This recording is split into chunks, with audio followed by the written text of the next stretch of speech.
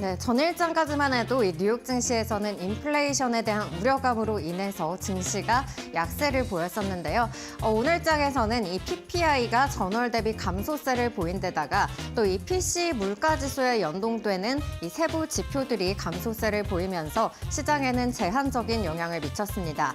이로 인해서 뉴욕 증시 3대 지수는 일제히 마감했고요. 빅테크들의 상승 속에 나스닥은 1% 넘는 상승세로 마감했습니다. 네, 인플레이션 지표 이번 주 내내 계속 확인을 해가면서 증시가 이어지고 있는데 그 가운데 오늘 새벽 기준으로 또 트럼프 정부의 이 행정명령 사인 소식이 나왔습니다. 관세 발표 이후에 시장은 어떻게 반응을 할지 계속해서 전략들 확인을 해보는 게 중요할 것 같은데요. 먼저 간밤 마무리됐던 3대 지수부터 체크를 해보도록 하겠습니다. 간밤 시장 상황 확인해 볼까요? 네, 먼저 뉴욕 증시 3대 지수는 일제히 상승 마감했습니다. 특히나 이날은 빅테크 중심으로 상승세를 보이면서 나스닥이 가장 큰 폭의 상승을 만들어냈고요. 그리고 11개 업종이 모두 다 오르면서 다우와 S&P 500도 상승 마감하는 모습 나타냈습니다. 이날장에서는 이 PPI 지표가 발표가 됐는데요. 전월 대비 0.4% 상승을 하면서 예상치보다는 높은 성적표를 받아들기는 했지만 그래도 이렇게 그래프를 보시면은 전월 대비해서는 꺾이는 모습을 나타냈습니다. 그리고 이 식료품과 에너지 가격을 제외한 근원 PPI도 전월 대비 0.3% 상승세를 보이긴 했지만 역시나 둔화세를 나타냈는데요. 이 시장의 영향을 좀 제한적으로 미친 데는 아무래도 이 PC 지표에 연동되는 이 항공 서비스라든지 의료 같은 이러한 세부적인 항목들이 이전 달에 비해서 감소세를 보였다는 그러한 소식 속에 이렇게 시장은 좀 그래도 어느 정도 안도하는 듯한 모습을 나타냈습니다. 그리고 신규 실업수당 청구 건수 역시도 발표가 됐는데요. 21만 3천 건으로 집계가 되면서 지난주 대비 감소세를 보였고요. 고용 역시 좀 계속해서 탄탄하다라는 점을 시사하기도 했습니다. 그럼 이날장 섹터별 분위기도 함께 확인해 보시죠. 네, 섹터별 분위기 확인해 보시기 전에 우선 이 장중에 이 트럼프의 상호 관세 발표가 전해졌습니다. 각국의 이 관세율 수준에 맞춰서 상호 관세를 부과할 것이다 이러한 소식이 전해졌는데요. 당장 시행할 것은 아니라고 밝혀졌고요. 4월 1일부터 시행할 가능성이 있어서 앞으로 어느 정도 기간은 남아 있다고 볼 수가 있겠습니다. 따라서 그 사이에 변동성이 나타날 수 있다는 점들도 주의를 해보시면 좋을 것 같고요. 그리고 관세와 더불어서 이 비관세 장벽 역시도 고려하고 있다라는 부분을 전하기도 했습니다. 그리고 또 관세를 피하기 위해서 다른 국가를 통해서 수출하는 것도 역시나 금지할 것이다라는 그런 강력한 기조를 내비치기도 했고요. 그리고 자동차나 반도체, 제약 같은 경우에는 관세를 또 별도로 추가할 것이다라는 그러한 발언을 내놓기도 했습니다. 전일장에서는 이 자동차와 또 의료품에 대해서는 좀 제외될 수 있다 이러한 이야기도 나왔었는데 또 반대되는 이야기들이 나왔기 때문에 이러한 부분도 좀 추가적으로 체크해 보시면 좋을 것 같습니다. 그럼 자세한 섹터별 분위기 한번 살펴보시죠. 네, 이날장에서는 11개 업종이 모두 다 상승하는 흐름을 보였습니다. 특히나 이 빅테크들 중심으로 상승세가 눈에 띄었는데요. 엔비디아는 이 새로운 AI 시스템을 휴렛패커드가 출시했다라는 소식 속에 이렇게 2%가 넘는 상승세를 나타냈고요. 그리고 애플 같은 경우에는 이 중국 내에서 계속해서 좀 AI 서비스를 박차를 가하고 있다라는 소식 속에 1%가 넘는 상승세를 나타냈습니다. 그리고 테슬라 같은 경우에도 오늘 4%가 넘는 상승세를 보였는데요. 잠시 후에 조금 더 자세한 소식 알아보기로 하고요. 메타 같은 경우에는 이 18거래일에 랠리를 뒤로하고 오늘은 약보합으로 마감을 했습니다. 그렇다면 간밤 전해졌던 빅테크 소식들도 만나보시죠. 네, 먼저 엔비디아 같은 경우에는 이 휴렛패커드 엔터프라이즈에서 이 엔비디아의 AI GPU 블랙웰을 기반으로 한 이 서버 제품을 출시했다라는 소식이 전해졌습니다. 이로 인해서 엔비디아뿐만 아니라 이 휴렛패커드까지 오늘은 함께 상승하는 모습을 나타냈고요. 애플 같은 경우에는 또 알리바바에 이어서 바이두와도 이 AI를 개발하고 있다라는 그러한 이야기들이 흘러나왔습니다. 그동안 이 중국 내에서 아이폰 아이폰 이 판매가 부진했던 것이 AI로 꼽혔었는데 이렇게 계속해서 중국 기업들과 또 AI를 개발하게 된다면은 앞으로의 판매량이 좀 증가할 수 있지 않을까라는 기대감이 실린 것으로 풀이가 되고 있고요. 그리고 또 이 인도네시아에서 아이폰을 생산하는 것을 확대 중이다라는 소식이 함께 전해지기도 했습니다. 인도네시아 같은 경우에도 인구수가 이 미국과 중국에 이어서 좀 많은 그러한 국가로 나와 있기 때문에 아무래도 앞으로도 이 생산량에 있어서 그리고 판매량에 있어서도 좀 긍정적인 영향을 미치지 않을까라고 풀이가 되고 있습니다. 이어서 테슬라 같은 경우에는 이 4억 달러 규모의 이 장갑차 전기차를 제공하는 계약을 체결했다라는 그러한 소식이 전해졌습니다. 그리고 이와 더불어서 또 이 인도 모디 총리와의 이 회담이 예정이 되어 있는데 여기에서 또 이 스타링크가 인도로 진출할 수 있지 않을까라는 기대감이 실리면서 오늘 테슬라는 급등세를 만들었습니다. 그럼 빅테크들의 자세한 주가 흐름도 살펴보시죠. 네, 엔비디아 같은 경우에는 오늘 이 신규 AI 서비스를 출시했다라는 소식 속에 이렇게 3%가 넘는 강세로 장을 마쳤고요. 이어서 애플도 살펴보겠습니다. 네, 애플은 이 중국 내에서 계속해서 좀 AI 서비스를 개발하고 있다는 소식이 전해졌는데요. 오늘 장에서는 1%가 넘는 2%에 가까운 상승세로 마감을 했고요. 마지막으로 테슬라도 살펴보시죠. 네, 테슬라 같은 경우에는 오늘 이 미국 재무부와 이렇게 협약을 맺었다라는 소식이 전해지기도 하면서 5%가 넘는 강세로 장을 마쳤습니다. 그럼 간밤에 나왔던 이슈 있었던 종목들도 함께 만나보시죠. 네, 이날 장에서는 아무래도 전일 장 마감 후에 이렇게 실적을 발표했던 종목들에서 변동성이 나타나는 모습을 보였습니다. 먼저 이 시스코 시스템즈 같은 경우에는 컴퓨팅 인프라의 수요가 증가를 하면서 연간 수익 전망이 상향 조정됐는데요. 최대 565억 달러로 집계가 되면서 좀 긍정적인 전망 속에 오늘 좋은 주가의 흐름을 만들었고요. 그리고 엠러빙 같은 경우에는 AI 기반의 광고 시스템 수익 성장이 계속해서 나타나고 있다. 그러한 소식이 전해졌습니다. 그리고 그동안에는 이렇게 광고와 게임 사업을, 어플 사업을 같이 해왔는데 이 게임 사업부를 9억 달러에 매각하겠다는 소식이 전해졌고요. 이어서 핀테크나 그런 다른 영역으로도 광고 서비스를 확대하겠다라는 소식도 함께 전해졌습니다. 그리고 이어서 레딧 같은 경우에는 구글이 이 알고리즘을 변경하면서 사용자 성장률이 부진했다라는 소식 속에 오늘 하락세를 만들어갔고요. 트레이드 데스크 같은 경우에는 이 4분기 매출과 그리고 삼각전 영업이익이 처음으로 부진했다라는 소식이 전해졌습니다. 그리고 2025년 예상 가이던스 역시도 좀 이 기대치를 하회하는 모습을 나타내면서 오늘 급락세를 만들어갔고요. 그리고 오늘 이 시작 전에 좀 코카콜라의 실적도 함께 발표가 됐습니다. 동종업계 대비해서 높은 성장률을 기록을 하고 있는 데다가 단위 출하량 역시 반등했다라는 소식이 전해졌고요. 이러한 의견 속에 모건 스탠리에서는 목표 주가를 상향한다는 소식도 함께 전해졌습니다. 이어서 인텔도 살펴보겠습니다. 인텔은 계속해서 이 정부의 발언 속에 이 기대감을 가져가는 듯한 모습이 나타났는데요. 이제 앞으로 AI 인프라를 구축할 때 이 미국 내에서 만든 칩을 사용하겠다라는 그러한 발언이 인텔의 시세를 자극하면서 4일 연속 주가는 강세를 나타내고 있고요. 20년 만에 최고 상승세를 기록하고 있습니다. 그렇다면 이 종목들의 주가 흐름도 함께 살펴보시죠. 네, 먼저 시스코 시스템즈 같은 경우에는 오늘 2%가 넘는 성장세로 상승을 하면서 장을 마쳤습니다. 그리고 이어서 다음 종목도 함께 살펴보시죠. 네, 엠러빙 같은 경우에는 이 AI 광고 수익이 계속해서 증가할 것이다라는 그러한 기대감 속에 오늘 두 자릿수대의 강한 상승 탄력으로 장을 마쳤고요. 이어서 다음 종목도 살펴보시죠. 네, 레딧 같은 경우에는 오늘 이 사용자가 감소했다라는 소식이 전해졌습니다. 이로 인해서 오늘 5%가 넘는 하락세로 장을 마쳤고요. 다음 종목 이어서 계속 살펴보시죠. 네, 트레이드 데스크 같은 경우에는 오늘 급락세를 보이는 모습 나타났습니다. 아무래도 처음으로 매출이 좀 많이 부진했다라는 그러한 성적표를 받아들어서인지 32%가 넘는 하락세로 장을 마쳤고요. 이어서 다음 종목도 살펴보시죠.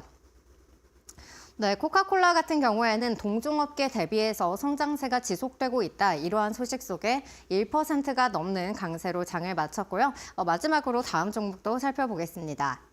네, 인텔 같은 경우에는 이 정부의 이 AI 인프라 구축 발언에 의해서 계속해서 기대감을 가져가는 듯한 모습이 나타났는데요. 이로 인해서 7%가 넘는 상승세로 장을 마쳤습니다. 이어서 실적 발표 종목들의 이슈도 함께 체크해 보도록 하겠습니다. 네, 오늘 장 마감 후에 발표될 기업들인데요.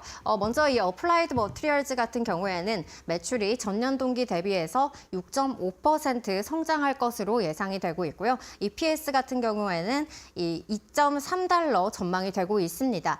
하지만 이 어플라이드 머티리얼즈 같은 경우에는 말씀드리는 순간 이 실적이 발표가 됐는데 매출 전망치가 하회되면서 이 시간 외에서는 하락세를 보이고 있다는 소식이 전해지고 있습니다. 이어서 팔로알토 네트워크스도 살펴볼 텐데요. 이 차세대 보안 부문에서 성장 호조세가 나타나고 있다는 소식 속에 오늘 실적 발표 전에 이렇게 목표 주가를 230달러로 상향한다라는 소식이 전해졌고요. 그리고 매출은 전년 동기 대비해서 13%대 성장할 것이다라는 전망이 나왔습니다. 팔로알토 방금 전에 이 실적이 또 공개가 됐는데요. EPS 같은 경우에는 예상치를 하회를 하면서 이 시간 외에서 역시나 하락세를 나타내고 있다는 점 방금 전에 속보로 전해졌습니다. 이어서 코인베이스도 살펴보겠습니다. 수익과 매출 역시 큰 폭으로 성장할 것이다라는 전망이 나왔는데요. 이 세 자릿수대 증가세를 보일 것이다라는 그러한 기대감이 실린 상황이고요. 그리고 애널리스트들이 목표치를 일제히 좀 상향 조정했다라는 그러한 소식들도 전해지기도 했습니다. 그럼 이 종목들의 주가 흐름도 함께 살펴보시죠. 네, 먼저 어플라이드 머티리얼즈 같은 경우에는 방금 전에 EPS가 예상치를 하회했다라는 소식 속에 현재 시간 외에서 3%가 넘게 빠지는 흐름 나타나고 있고요. 이어서 다음 종목도 살펴보도록 하겠습니다. 네, 팔로알토 네트워크스 같은 경우에도 좀 실적이 부진했다라는 소식 속에 현재 시간 외에서는 5%가 넘는 하락세를 그려가고 있고요. 이어서 코인베이스도 살펴보겠습니다.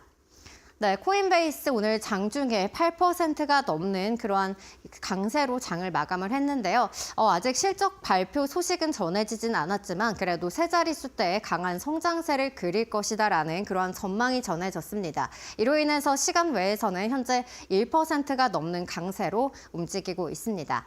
네, 여기까지 간밤 전해졌던 이 미증시 마감 상황 살펴봤고요. 이어서 상품 시장도 계속해서 살펴보도록 하겠습니다. 네, 먼저 10년물 국채 금리도 살펴보도록 할 텐데요.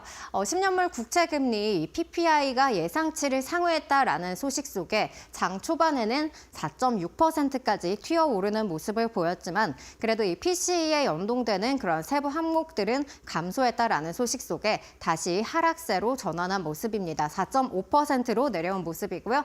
이어서 달러 인덱스도 살펴보도록 하겠습니다.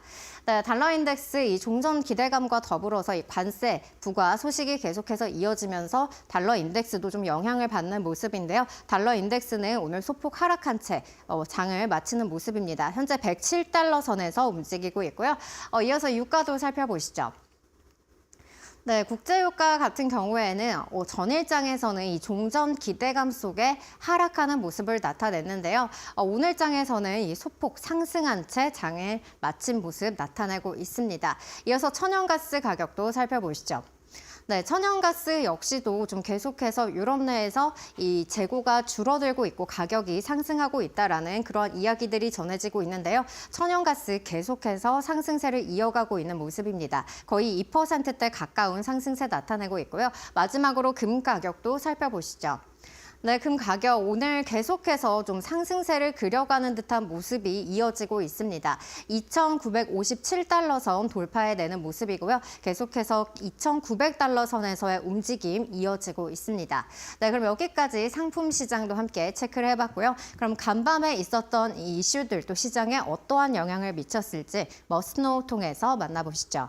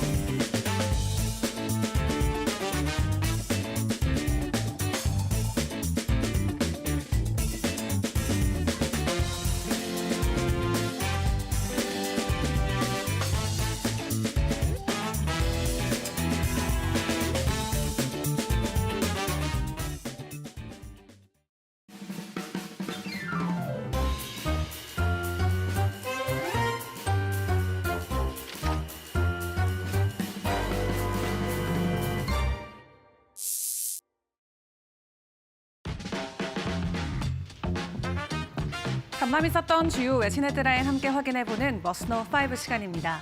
트럼프 대통령이 최근에 예고했던 것처럼 상호 관세 부과했습니다. 다만 시장이 이미 알고 있었던 이슈였기 때문에 간밤 3대 지수는 되려 상승으로 화답하는 모습을 보였는데요. 오늘 새벽에 발표됐던 주요 내용들 확인해 보도록 하겠습니다. 트럼프 대통령이 백악관 집무실에서 열린 회견에서 상호관세 부과 방침을 공식 발표하고 실행 계획을 전했습니다. 트럼프 정부가 상대국의 관세 장벽과 비관세 장벽을 두루 검토해서 관세율을 도출할 것이라고 전했는데요. 상호관세는 각국이 미국 상품에 적용하는 관세율만큼 미국도 상대국 상품에 관세를 부과하는 것을 의미하죠. 이에 미국 정부는 영향을 받는 각 국가를 하나씩 검토할 것이다라고 이야기하면서 해당 연구는 오는 4월 1일까지 완료될 것이라고 전했습니다. 또 트럼프 대통령은 상호 관세에 예외가 있을 것으로 생각하지 않는다면서 관세를 피하려고 상품을 다른 나라를 통해 보내는 것이 허용되지 않을 것이라고 강조했는데요. 또 여기에 자동차 관세도 조만간 발표할 것이라고 추가적으로 예고하기도 했습니다. 미국 정부는 현재 관세 외에도 비관세 장벽 채택 역시 검토할 예정인데 트럼프 대통령은 자동차 인증과 같은 비관세 장벽도 이번 검토에 포함할 것이라고 전했고요. 일단 이러한 발표 이후에 미국 언론들의 반응은 모두 이 트럼프 대통령의 특유의 협상 전략 중 일부다라고 이야기를 하고 있습니다. 로이터 통신은 이번 발표를 놓고 다른 국가들과 협상을 시작하기 위해서 설계된 것으로 보인다라고 전했고요.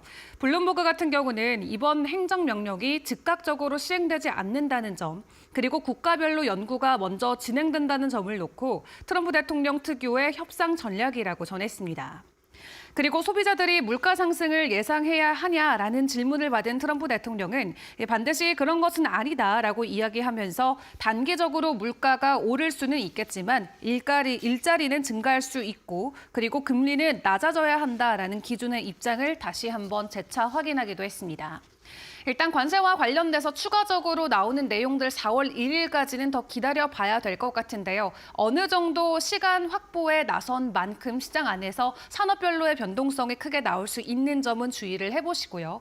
일단 트럼프 대통령은 간밤에도 다시 한번 금리 인하해야 된다라는 기조를 강조했는데 그와 관련해서 간밤 발표됐던 주요 경제 지표들도 점검해 보도록 하겠습니다. 두 가지 정도의 지표 함께 확인을 해볼 수가 있겠죠. 인플레 지표로는 도매 지수 함께 확인을 해보도록 할 텐데요. 미국이 이번에 발표한 1월 미국의 도매 지표는 전월 대비 0.4% 상승한 것으로 확인됐습니다. 이 상승률은 다우존스가 집계한 전문가의 전망치를 웃돌았고요. 전년 동기 대비해서 상승률은 3.5%로 확인됐습니다. 그리고 에너지와 식품을 제외한 근원 생산자 물가지수의 상승률은 전월 대비 0.3%로 동일하게 전망치를 웃도는 모습이었고요. 전년 동기 대비로는 3.4%의 상승을 보였습니다. 그리고 최종 수요 재화 가격이 전월 대비 0.6% 오르면서 강세를 보였던 게 1월 전체 생산자 물가 상승을 견인했는데 그중 에너지 가격 상승률이 작년 12월 2.2% 오른 데 이어서 1월 들어서도 1.7% 오르면서 여전히 재화 가격 상승에 크게 기여를 했고요. 특히 디젤 가격이 10.4% 오른 것도 재화 가격 상승의 주된 요인이 됐다라고 미 노동부는 설명하기도 했습니다. 그런 가운데 함께 확인해 볼 지표로 고용 쪽에는 신규 실업수당 청구 건수가 있겠습니다. 21만 3천 건으로 한 주 전보다 7천 건 감소했다라는 내용이 확인됐고요. 다우존스가 집계했던 전문가 전망치를 소폭 밑도는 수치가 나왔습니다.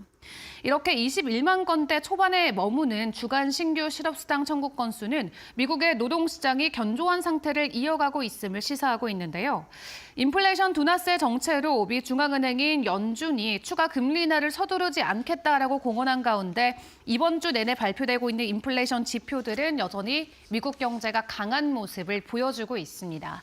일단 시장에서는 올해 한 차례 금리 인하가 다일 것이다라는 것에 크게 좀 베팅을 하고 있는 상황인데 앞으로 나오는 물가 지표와 고용 지표도 확인을 해보시는 게 중요할 것 같습니다. 그런 가운데 간밤 테슬라가 다시 한번 큰 폭의 상승을 보였습니다. 어제에 이어서 오늘까지도 주가는 추가 상승하는 모습이 나왔는데요. 어제 나왔던 주요 이슈였죠. 이 미국 국무부로부터 테슬라 장갑차가 수주를 받을 수 있다라는 소식입니다. 특히 테슬라가 미 국무부에 4억 달러, 원화 기준으로는 5,800억 원 규모의 전기 장갑차 도달 사업을 수주할 가능성이 제기되면서 시장의 관심이 크게 집중됐는데요. 어제 시장에서 테슬라가 오는 9월 말부터 해당 정부 계약을 따낼 가능성이 크다라는 내용과 함께 업계에서는 사이버 트럭이 유력한 모델로 거론됐습니다. 다만 정치권에서는 머스크가 정부 내 역할을 맡은 상황에서 테슬라가 거액의 정부 계약을 수주하는 건 이해 충돌이라는 비판이 바로 제기가 됐고요. 민주당 마크 포칸 하원 의원은 일론 머스크 법안을 발의하고 있는 상황인데 이 특수직 공무원의 연방정부 계약을 제한해야 한다라는 내용입니다. 이렇게 논란이 확산되자 국무부는 해당 조달 계획을 보류하고 이 국무 조달 문서에서 테슬라의 이름을 삭제한 것으로 확인이 됐고요. 머스크 역시 본인의 계정을 통해서 테슬라는 4억 달러를 받지 않을 것이다 라면서 논란을 일축하기도 했습니다. 한편 미국을 방문 중인 나렌드라 모디 인도 총리가 트럼프 대통령과의 회담에 앞서서 머스크를 먼저 만난 소식도 전해졌죠. 우주나 기술 혁신 등 다양한 이슈를 논의했다라고 밝혔는데 이 머스크의 글로벌 영향력이 확대되고 있음을 다시 한번 느껴볼 수가 있었습니다. 일단 테슬라 같은 경우는 지난 바이든 정부 때 5년 동안 18조 원이 넘는 정부 수주를 받아왔는데 이번에는 오히려 일론 머스크가 도지의 수장으로 자리매김을 하고 있는 만큼 정부발 수주가 어려울 수 있다라는 내용들이 계속 전해지고 있는데요. 해당 소식으로 테슬라 안에서의 움직임 앞으로 어떤 모멘텀들이 더욱더 부각될지 같이 지켜보시죠. 그런 가운데 오늘 휴머노이드 로봇과 관련해서 구글이 추가적인 투자에 나섰다라는 소식도 전해졌습니다. 구글이 지금까지는 휴머노이드 로봇에 대한 투자를 이어가고 있지 않았던 상황에서 새롭게 전해진 내용인데요. 이번에 엔트로픽에 추가적인 투자에 함께 참여한다라는 소식이 전해졌고요. 구글의 투자 규모는 알려지진 않았습니다.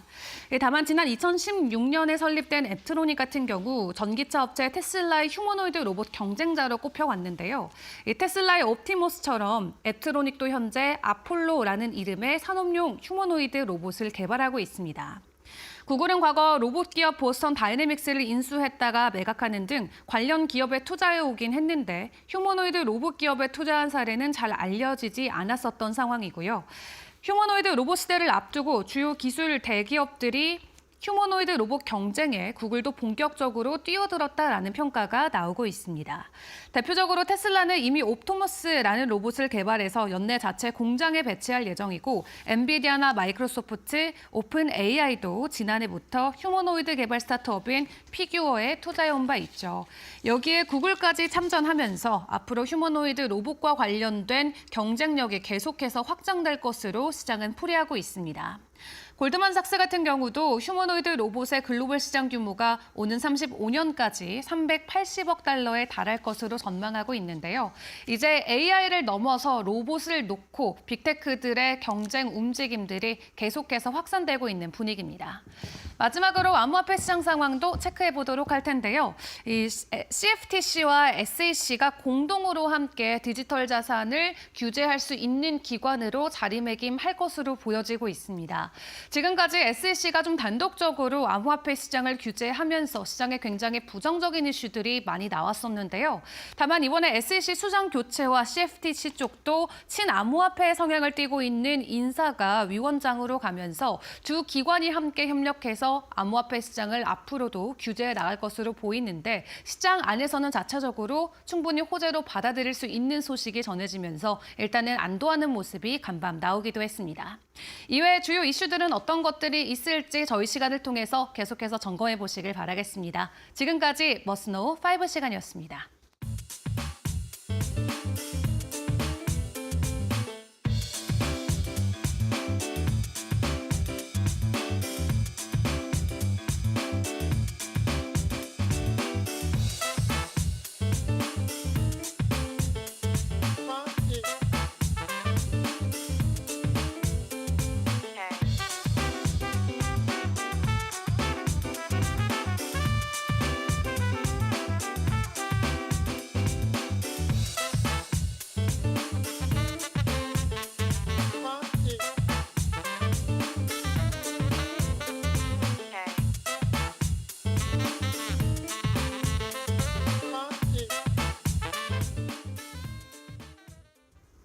네, 뉴욕 증시에서는 계속해서 좀 엇갈리는 경제 지표들이 발표가 되고 있습니다.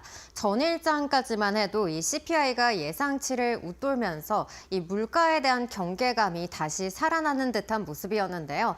또 이 PCE에 연동이 되는 이 PPI는 오히려 전월 대비 하락세를 보이면서 전일 뉴욕 증시에서는 또 인플레이션에 대한 우려가 완화되는 모습을 보였습니다. 이렇게 경제 지표 좀 한쪽 방향을 명확하게 가리지 않는 상태에서 이제는 PCE에 또 집중을 해봐야 된다라는 이야기들이 나오고 있는데요. 이 좀처럼 잡히지 않는 인플레이션 때문인지 이 전일장에서는 또 2026년에 이르러서야 이 연준이 목표하는 이 물가 수준인 2%에 도달할 것이다라는 이야기들이 나오고 있습니다. 이렇게 고금리가 계속해서 장기화될 것이다라는 전망들이 좀 우세한 상황인데요.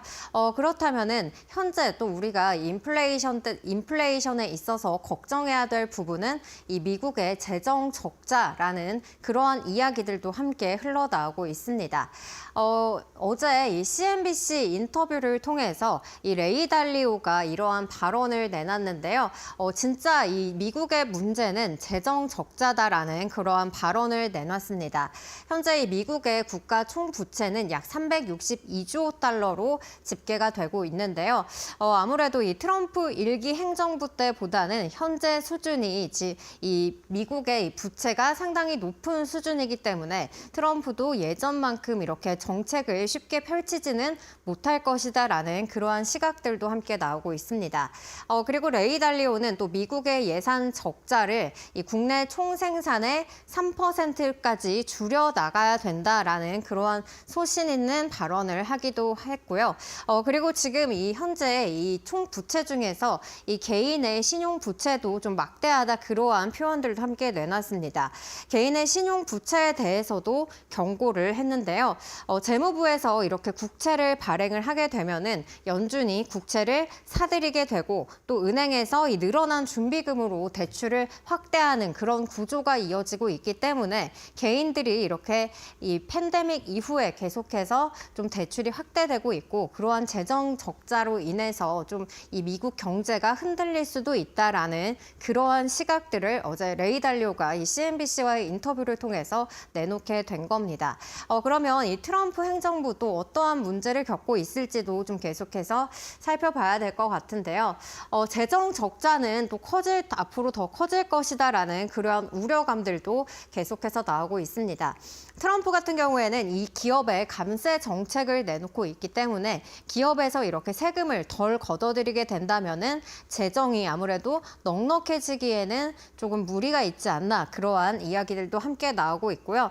현재 이 제조업 부흥을 위해서 또 트럼프가 힘을 쓰고 있다라는 것은 여러분들도 다들 아실 겁니다. 이 지난 1월에 이 ISM 제조업 PMI를 보게 된다면은 이 제조업이 50을 넘어서면서 이제 확장 국면에 들어가 있음을 시사하기도 했는데요. 이 트럼프가 계속해서 이 미국 국내로 공장을 끌어들이고 계속해서 좀 인력을 확대해 나가려는 그러한 움직임들도 있기 때문에 이 제조업 부흥을 위해서 돈을 또 시중에 풀고 있기 때문에 이 재정 적자는 더욱더 막대해지지 않을까라는 그런 우려감들이 제기가 되고 있는 겁니다. 그렇다면 이렇게 재정 적자가 커지게 된다면은 또 주식 시장에는 어떠한 영향을 미치게 될지도 하나씩 살펴보면 좋을 것 같은데요. 다음 장 통해서 이야기 이어가 보도록 하겠습니다. 네, 재정 적자가 계속해서 늘어나게 된다면은 금리가 늘어날 수밖에 없다라는 그러한 결론들이 나오고 있습니다. 재정 적자를 메우기 위해서 계속해서 국채를 발행을 할 것이고 이렇게 국채 발행량이 늘어나게 되면은 당연히 채권 가격은 떨어지면서 채권 금리는 오를 것이다라는 그러한 논리가 나오고 있는 거고요. 이로 인해서 기업들이 자금을 조달하는 데 있어서는 부담을 느낄 것이고 이로 인해서 또 기업의 매출과 이익에 영향을 미칠 수가 있기 때문에 주식시장을 압박할 수 있다는 그런 이야기들이 흘러나오고 있는 겁니다. 그리고 시중에 돈이 이렇게 많이 풀리게 된다면은 역시 인플레이션 우려를 쉽게 걷어들이기는 힘들 것이다라는 이야기들도 나오고 있는데요. 안 그래도 좀 연준이 계속해서 물가 지표에 대해서 좀 꼼꼼하게 체크를 하고 있고 고금리 장기화에 대해서도 계속해서 좀 신중론을 펼치고 있는 그러한 입장 속에서 이 긴축 쪽 정책이 계속해서 이어질 것이다라는 가능성 역시도 좀 생각해 볼 수가 있는 그러한 부분입니다. 그리고 이 미국이 부채를 계속해서 늘어나게 된다라고 하면은 달러 가치는 역시 하락할 수밖에 없을 텐데요. 이로 인해서 이 미국에 이렇게 투자를 했던 외국인 투자자 자금이 이탈을 하면서 역시나 주식시장에 하방 압력을 가할 수가 있다라는 우려감들도 함께 나오고 있습니다. 그리고 부채가 과도할 경우에는 이 미국의 신용등급 역시도 강등될 위험이 있다라는 그러한 이야기들도 나오고 있는데요. 실제로 2021년, 2011년에 이렇게 신용 등급이 강등된 사례도 있기 때문에 이로 인해서 시장에 대한 불안감은 증가할 것이다라는 그러한 우려 섞인 목소리도 나오고 있습니다. 하지만 이 네 가지 의견과는 반대로 또 긍정적인 부분도 살펴볼 수가 있는데요. 단기적으로는 이렇게 돈을 풀어서 경기를 좀 부양시킬 수 있는 효과가 나타날 것이고 이로 인해서 주식시장은 상승할 수도 있다라는 그러한 긍정적인 전망도 함께 나와 있습니다. 인프라 투자나 복지 정책이 단기적으로는 이 경제 성장을 일으킬 수가 있게 되고 또 그리고 기업 실적에도 긍정적인 영향을 미칠 수 있기 때문에 이 위의 네 가지 사례만으로만 이렇게 우리가 생각을 해봐서는 안 된다. 분명히 긍정적인 부분도 있을 것이다라는 그런 이야기들도 나오고 있습니다. 그러면 이 재정 적자 진짜로 문제가 될 것인지도 한번 면밀하게 좀 체크를 해봐야 될 것 같은데요. 네, 이 돈 풀기는 결국에는 이렇게 소비자들에게 직접 돈을 푸는 것이 아니라 이 미국으로 돈을 끌어오기 위한 전략이다라는 목소리들이 나오고 있습니다. 이 트럼프 행정부의 이 자본 지출이 실제 이 소비자들이 대출을 많이 받고 또 소비로 이어지지는 않을 것이기 때문에 걱정할 필요는 없다라는 그러한 시각인 건데요. 이 재정 지출이 뭐 보조금이나 세제 혜택, 인프라 건설을 지원을 하게 되는 그러한 부분으로 사용이 되게 되는 거고 이렇게 된다면은 중장기적으로는 고용 효과를 볼 수 있을 뿐만 아니라 그리고 이러한 것들이 결국에는 인프라를 구축하는 데 돈이 풀릴 뿐이지 실제 소비자들이 이렇게 돈을 사용하는 것에서는 크게 영향을 미치지 않을 것이기 때문에 단기적으로는 소비 수요 증가로는 이어지지 않을 것이다라는 그러한 시각이 나와 있는 상황이고요. 그리고 미국 내에서 계속해서 생산 시설을 끌어오려는 그러한 모습들을 나타내고 있습니다. 미국 내 공장을 건설한 기업들에게만 세금 혜택을 주겠다라는 그런 트럼프의 발언들이 계속해서 나오고 있죠. 이로 인해서 이 미국 내 생산 시설을 이전하게 된다면은 공급 능력이 확대가 되면서 물가 상승 압박이 오히려 줄어들 수 있다는 그러한 입장들도 나오고 있습니다. 아무래도 이 생산 시설이 미국 내에서 이렇게 증가를 하게 된다면은 다른 나라에서 수입해오는 그런 물류비들이 절감이 되면서 결국에는 인플레이션 우려를 잠재울 수 있다라는 그러한 시각들도 함께 나오고 있는 겁니다. 따라서 이 지금의 재정 적자 우리가 그렇게 인플레이션에 있어서는 좀 심각하게 걱정하지 않아도 될 만한 수준이다라는 그러한 입장들을 살펴볼 수가 있었는데요. 이 트럼프 행정부의 이 재정 적자를 메우기 위한 그러한 노력들이 어떻게 이어질지 그리고 계속해서 이 트럼프가 관세 정책을 내비치고 있는데 또 이러한 것들이 실제 이 미국 내 인플레이션에 어떻게 작용하게 될지도 계속해서 꼼꼼하게 체크해 보시면 좋을 것 같습니다. 여기까지 사인이었습니다.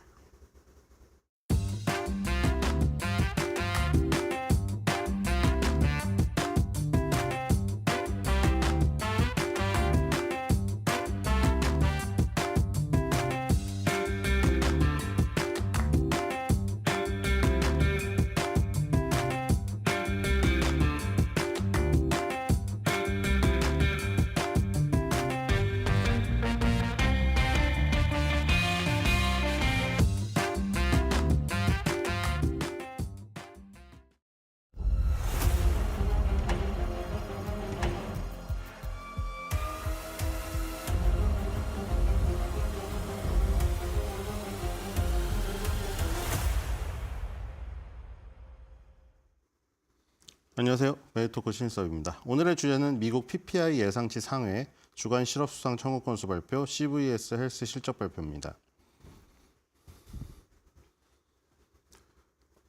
이제 CPI에 이어서 PPI가 나왔는데 자, 이 연준의 이중 책무인 물가 안정과 최대 고용에서 물가 안정에 문제가 발생되기 시작하고 있습니다. 물론 CPI와 PPI 뿐이었지만 앞으로 나올 PC 개인 소비 지출이라던가 아니면은 트럼프 행정부의 이런 관세 부과가 결국 미국 소비자 물가로 전이될 그런 가능성들, 이런 것 때문에 물가 두드러기에 대한 부담감이 여러 분야로 지금 다가오고 있다. 일단 지금 그 코로나로 인해서 돈을 엄청 쏟아부어서 물가가 급등하는 것을 잡으려고 금리 인상을 하다가 이제 이 그 물가가 어느 정도 잡힌다고 생각을 하자 최대 고용을 시키기 위해서 금리 인하를 하기 시작했는데, 문제는 금리 인하를 하고 있다가 하기 시작했는데 다시 물가가 두드러기가 발생이 되면 연준의 공식 목표는 개인 소비 지출 PCE 2%죠.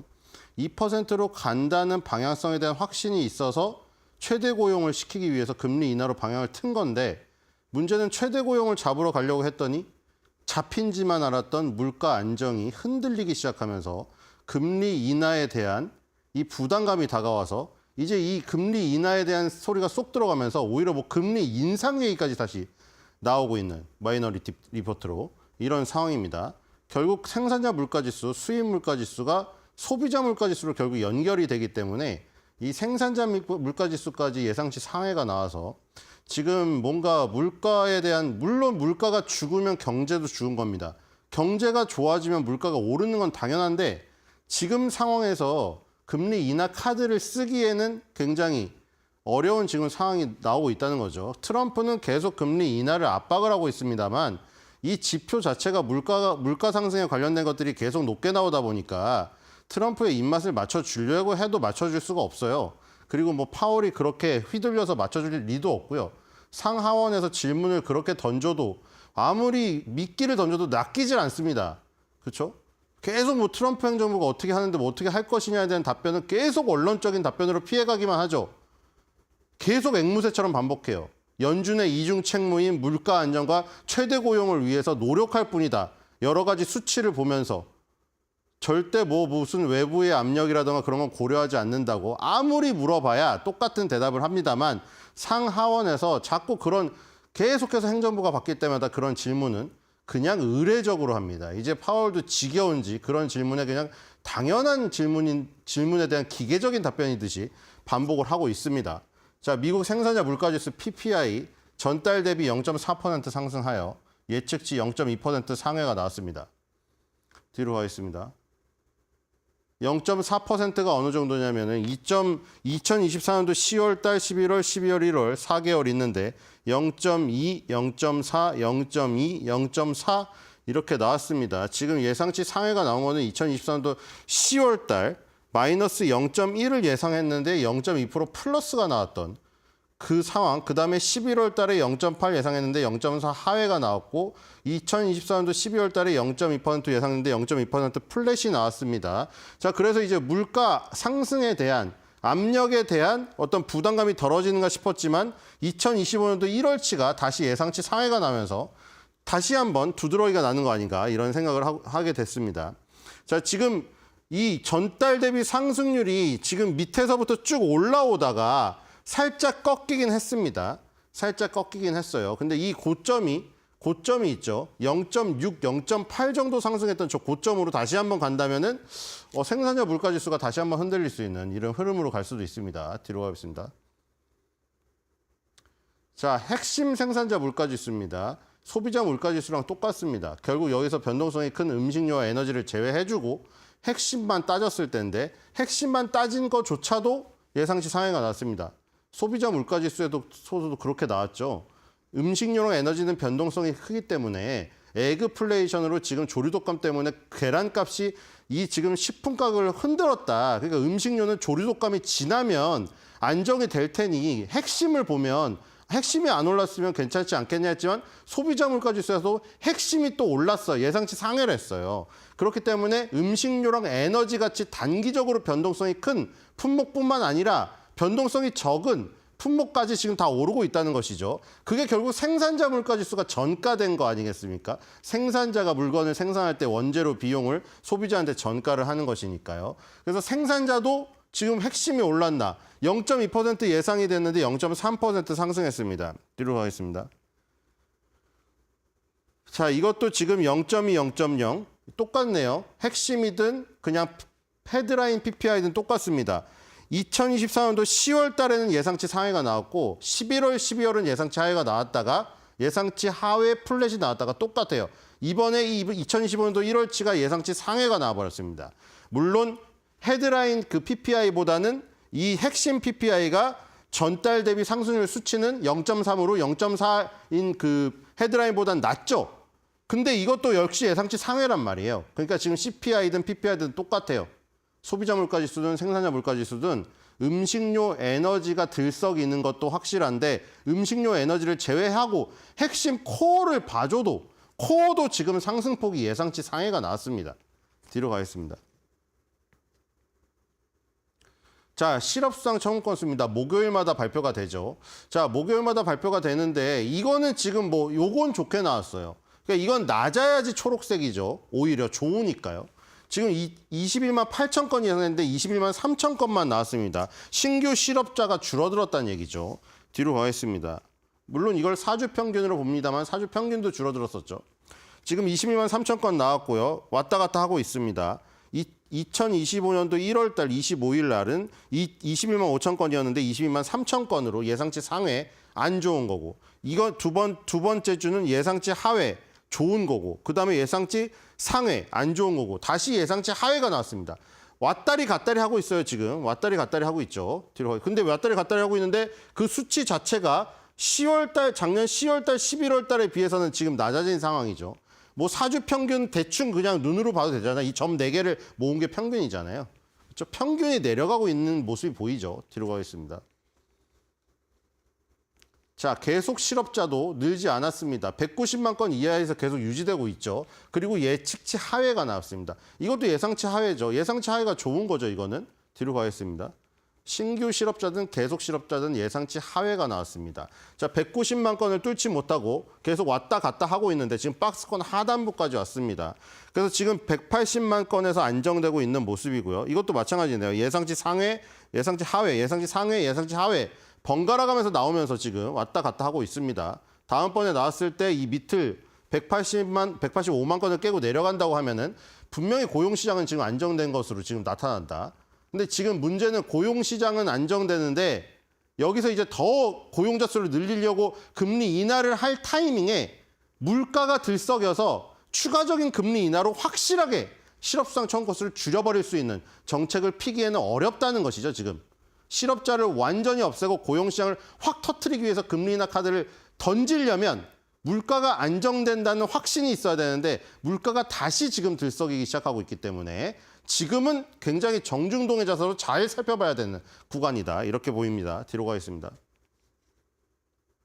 자, 실적 발표입니다. 수요일 장전, 장후, 목요일 장전, 장후 있었는데 수요일 장전에는 CVS 헬스, 바이오젠 이런 것들이 나왔고요. 그다음에 이 수요일 장후에는 레딧이나 로빈 후드 이런 것들 시스코 이렇게 나왔습니다. 목요일 장전에는 데이터 도구라던가 존디어, 크록스 나왔고요. 그리고 장후에는 드래프트 킹즈라던가 어플라이드 머티리얼즈, 에어비앤비가 대기하고 있습니다. 오늘은 일단 CVS 헬스 보겠습니다. 들어가겠습니다. 자, 우리나라에는 편의점에서 지금 뭐 약을 팔긴 파는데 굉장히 그 반대에 부딪혔죠. 의약업계에 반대에 부딪혀서 그 무슨 뭐 지식도 없는 그 논란이 하도 많았잖아요. 그건 뭐 나름 생각하기 나름인데 약사가 전문적인 지식을 가지고 복약 지도를 하는 그것이 편의점 아르바이트생에게 그것을 맡길 수는 절대 없다. 국민 건강을 위해서. 이런 명분을 내세워서 반대를 많이 했단 말이에요. 그래서 어쨌든 간에 지금 편의점에서 간단한 해열제나 감기약은 팔고 있으나 약국에서 파는 거랑은 다릅니다. 그리고 그게 복약 지도가 없다는 그 때문에 뭐 약국에서 하는 복약 지도를 그게 복약 지도냐라고 뭐 주장하는 시민들도 많이 있어요. 다 아시죠? 그런데 어쨌든 간에 그런 강력한 반대에 부딪혀서 지금 좌절이 됐고 편의점에서 다양한 약을 더 파는 것을 확대하기에는 굉장히 어려운 상황입니다. 지금 그러나 지금 미국 같은 경우에는 CVS 헬스라는 뭐 우리나라로 따지면은 뭐 편의점의 올리브영의 약국의 이런 합쳐진 어떤 컨비니언스 스토어 같은 형식으로 굉장히 다양한 약들을 팔고 있습니다. 그리고 중간중간에 거점이 미국은 땅덩어리가 넓은데 CVS 헬스가 곳곳에 박혀 있어서 편하게 살 수 있는 우리나라는 좀 상황이 다르죠. 어쨌든 CVS 헬스는 미국에서 건강 솔루션을 제공한다고 나와 있고 지금 배당을 굉장히 많이 주고 저평가돼. 그러니까 인기가 없다라고 생각하는 게 편하다고 했죠. 인기가 별로 없는 주식입니다. 그거를 저평가됐다고 표현할 수도 있죠.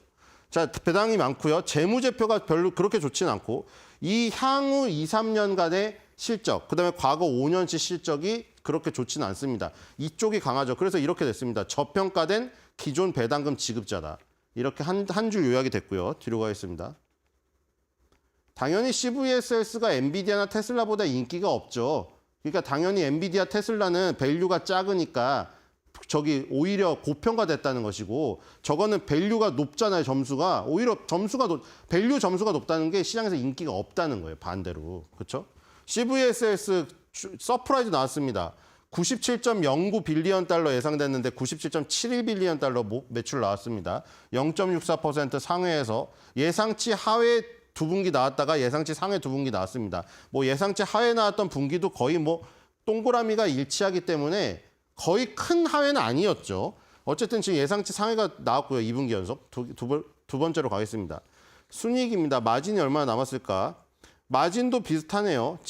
이게 지금 매출에 비해서는 예상치랑 차이가 큽니다. 그렇죠? 예상치인 동그라미, 빈 동그라미랑 많이 벌어져 있는 상태로 계속 나오고 있죠. 예상치 하회, 예상치 상회, 예상치 하회, 예상치 상회가 나왔는데 자, 예상치 상회가 나왔긴 했어요. 서프라이즈인데 0.91 주당 0.91달러 수익이 예상됐는데 1.19달러 나와서 30.25% 상회를 했습니다. 근데 시장의 컨센서스가 상당히 낮게 잡혀 있었죠. 절대 가격은 내려갔죠. 절대 가격은 지금 내려갔고요. 그다음에 예상치 상회가 나오긴 했으나 시장의 컨센서스가 굉장히 낮았다. 뒤로 가겠습니다. 자, 여기 정리가 되어 있죠. 97.7 빌리언 달러가 전년 동기 대비해서 플러스 4% 는 것이고요. 그다음에 순이익이 마이너스 21%가 났습니다. 그러니까 순이익이 마이너스 21%가 난 건 안 좋은데 이게 시장의 컨센서스가 워낙 허들이 낮다 보니까 그걸 뛰어넘어서 겉으로는 어닝 서프라이즈긴 한 거예요. 그러니까 어쨌든 좋게 나와버린 거죠. 이 실적이 안 좋을 것을 이 애널리스트들도 그렇게 예상해가지고 컨센서스를 부여를 해놨기 때문에 허들은 뛰어넘었어요. 하지만 절대 가격으로는 마이너스 21%가 깎여버린 상황이다. 그다음에 주당 순이익도 1.30달러로 마이너스 18% 깎였고요. 그다음에 이 지금 조정 주당 순이익이죠. 마이너스 44%가 나왔습니다. 그러니까 지금 매출만 조금 전년 동기 대비해서 늘었지 순이익단은 다 좋지가 않은 상황이었고요. 그다음에 이제 여기도 마찬가지로 아까 전에 유통 매체를 운영하기 때문에 동일 매장 매출이 중요하죠. 뭐 지금 코스트코나 뭐 지금 맥도날드나 코카콜라에서 똑같이 나타나잖아요. 동일 매장 매출이 중요한데 동일 매장 매출이 굉장히 높습니다. 지금 2022년도 4분기에는 무려 17.7%였어요. 비교 대상 가능한 매장 매출이 전체 매출이 17.7% 전년 동기 대비해서 증가했다는 거거든요. 상당히 좋죠. 5.3%까지 떨어졌다가 다시 2023년도 2분기에 15.5%까지 회복을 했고요. 2023년도 4분기 지금 실적에 10.2% 줄긴 했지만 아직도 10%대로 유지하고 있는. 그러니까 매장 매출은 아주 잘 나가고 있다는 지금 뜻이죠. 자, 이 지금 CVS 헬스는 이렇게 세 분야로 크게 나누어져 있거든요. 헬스 서비스랑 파머시 앤 컨슈머 웰리스랑 헬스케어 비즈니스로 나눠져 있어요. 근데 이 헬스 서비스라고 불리는 이 부분이 41.4 매출 믹스로 나오잖아요. 이게 바로 우리 뭐 셀트리온이든 뭐 우리 SK 바이오팜이든 뭐 미국 FDA 승인을 받아서 이제 저기 진출을 허가했는데 허가를 받아서 다 게임이 끝난 게 아니죠. FDA 허가를 받았다는 거는 미국에 팔 수 있는 권리가 생겼다는 건데 그 다음 단계에서 가장 중요한 뉴스가 뭐예요? 그 나라의 어떤 HBM, 어떤 급여 관리 체계 업체랑 계약을 했는가? 그게 이제 관건이죠. FDA 허가 받는 것까지는 되게 축하할 일인데 그 다음에 거기서 권력을 꽉 쥐고 있는 헤게모니를 쥐고 있는 업체랑 계약을 못 맺으면 의사랑 약사가 처방하는 처방전 목록에 못 올라. 그럼 완전 사장돼 버리는 거죠. 바로 CVS가 미국 전미에서 이 가장 큰 권력을 가진 HBM 업체입니다. 그래서 그게 헬스 서비스예요.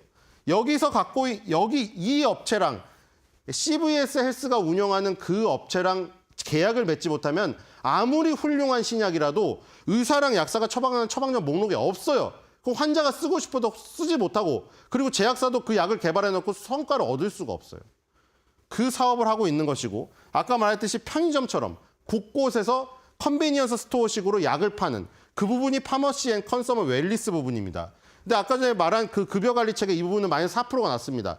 왜냐하면 지금 보건복지부 장관의 그 케네디 주니어를 앉혔는데 그분이 청문회에서는 나는 건강에 관련이 있지 뭐 때려잡으려는 거 아니다 했지만 그 내내 그 토론 과정이나 대선 과정 내내 뭐라고 했어요? 백신 업체 때려잡아야 된다. 저거 다 사기 업체다. 어린이들 막 뭐 기형 유발한다. 이렇게 얘기했잖아요. 그리고 트럼프는 또 뭔 얘기했어요?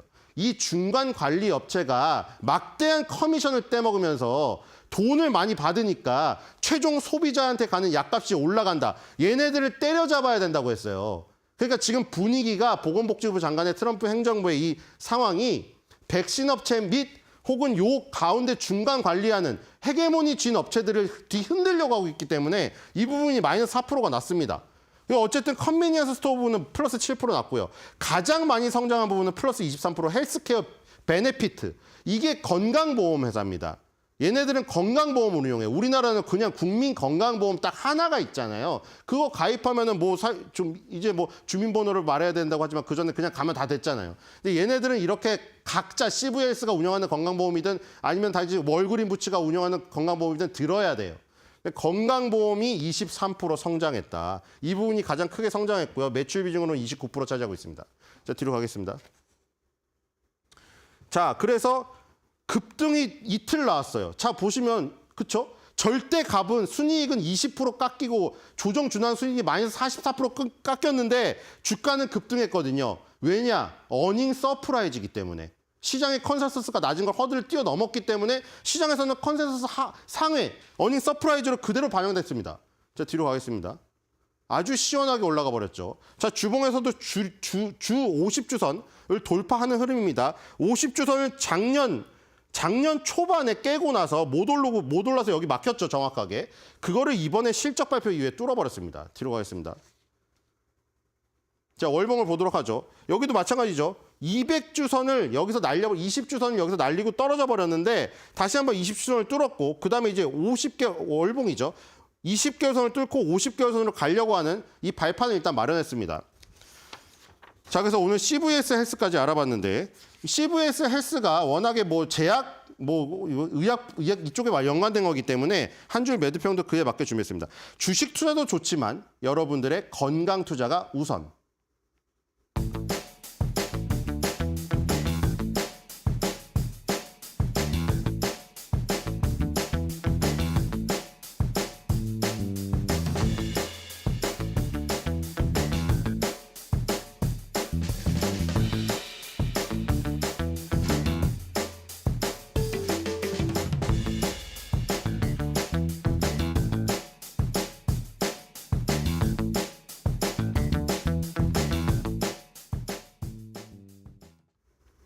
어제 새벽에 발표됐던 미국의 소비자 물가지수 7개월 만에 다시 3%대 재진입했음에도 불구하고 국내 증시는 반등에 나섰습니다. 특히 코스피가 기관의 매수세에 힘입어서 1.3% 반등에 나섰고요.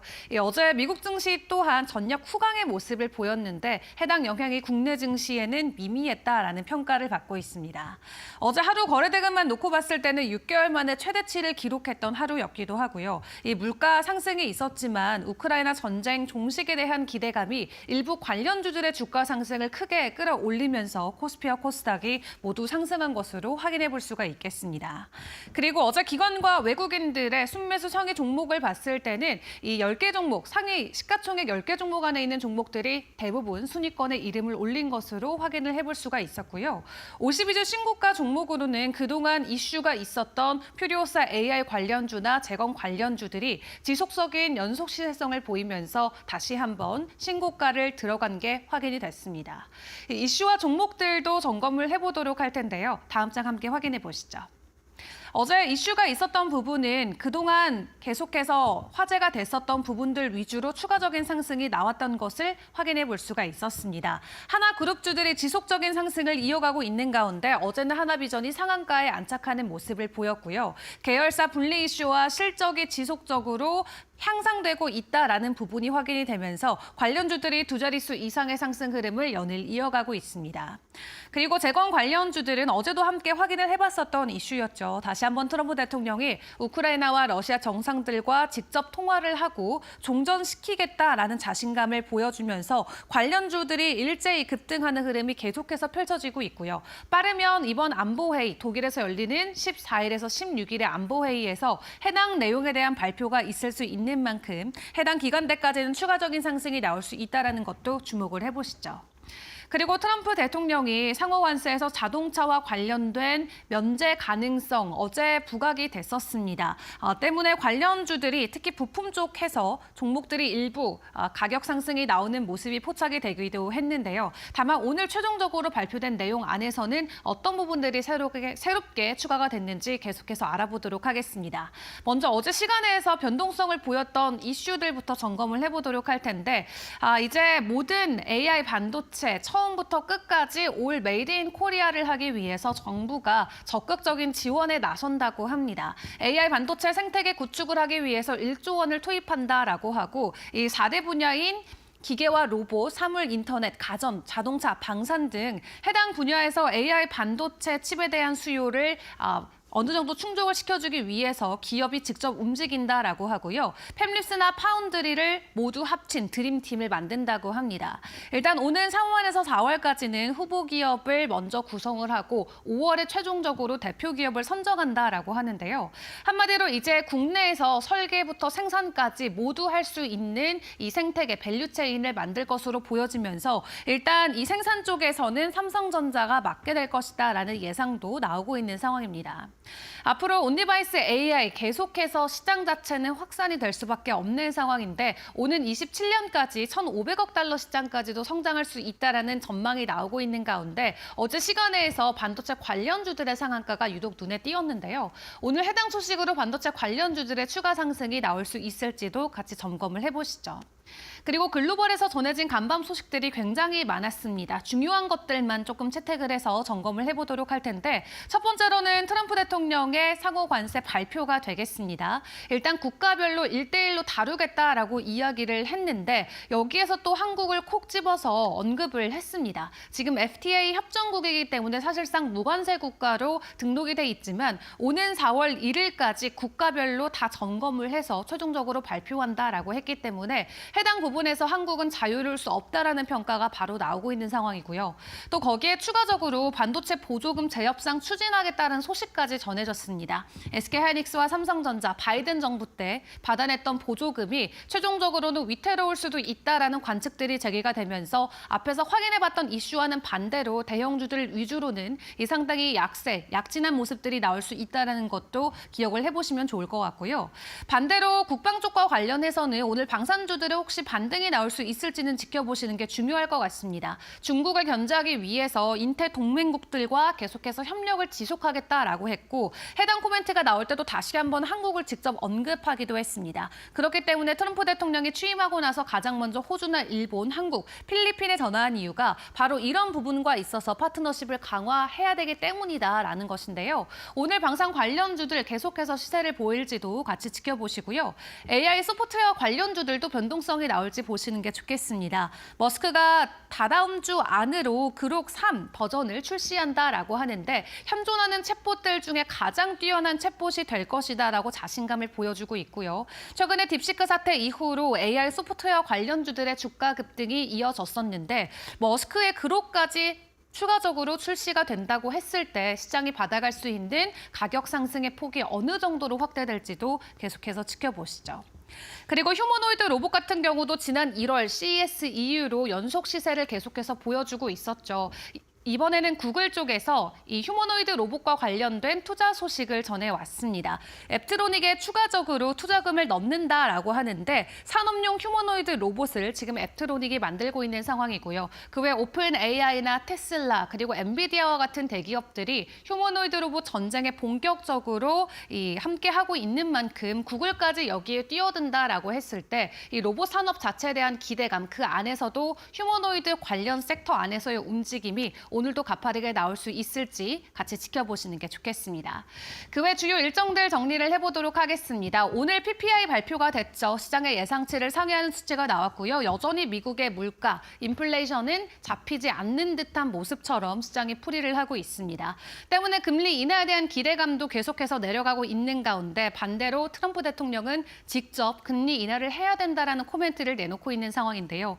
이 데이터와는 상충되는 발언들이 나오고 있지만 일단 연준의 입장은 굉장히 확고합니다. 금리 인하 서두르지 않아도 되고 어떤 정부의 말에 우리는 의지하지 않겠다라고 코멘트를 내놓고 있는 만큼 앞으로도 나오는 경제 지표들을 주목을 하는 게 굉장히 중요할 것 같습니다. 일단 오늘 저녁에는 미국의 1월 소매 판매도 함께 확인을 해보시면 되겠고요. 다음 주 월요일 같은 경우는 미국 프레지던트 데이로 휴장에 들어가게 됩니다. 때문에 최근 미국 쪽에 이 미장을 굉장히 영향을 많이 받았던 국내 증시 다음 주 월요일의 방향성은 함께 지켜보시는 게 좋을 것 같고요. 그 외 다음 주 수요일부터 국내에서는 세미콘 코리아가 개최가 되는데 반도체 관련주들 여러 가지 새로운 소식들 또 발표안들이 맞물려서 나올 수 있기 때문에 다음 주 변동성도 같이 주목을 해보시는 게 중요할 것 같습니다.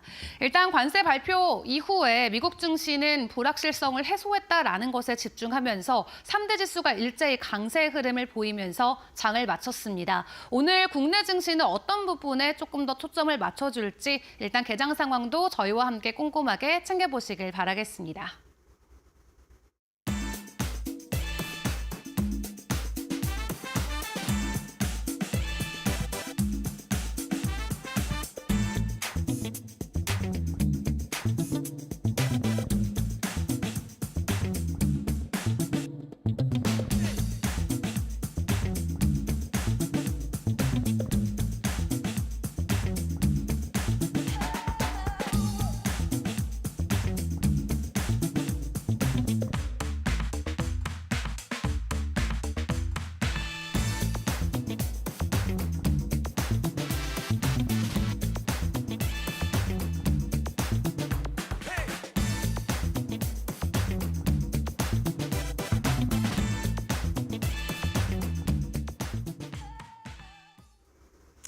네, 간밤 마감됐던 뉴욕 증시 상황도 체크해 보도록 하겠습니다.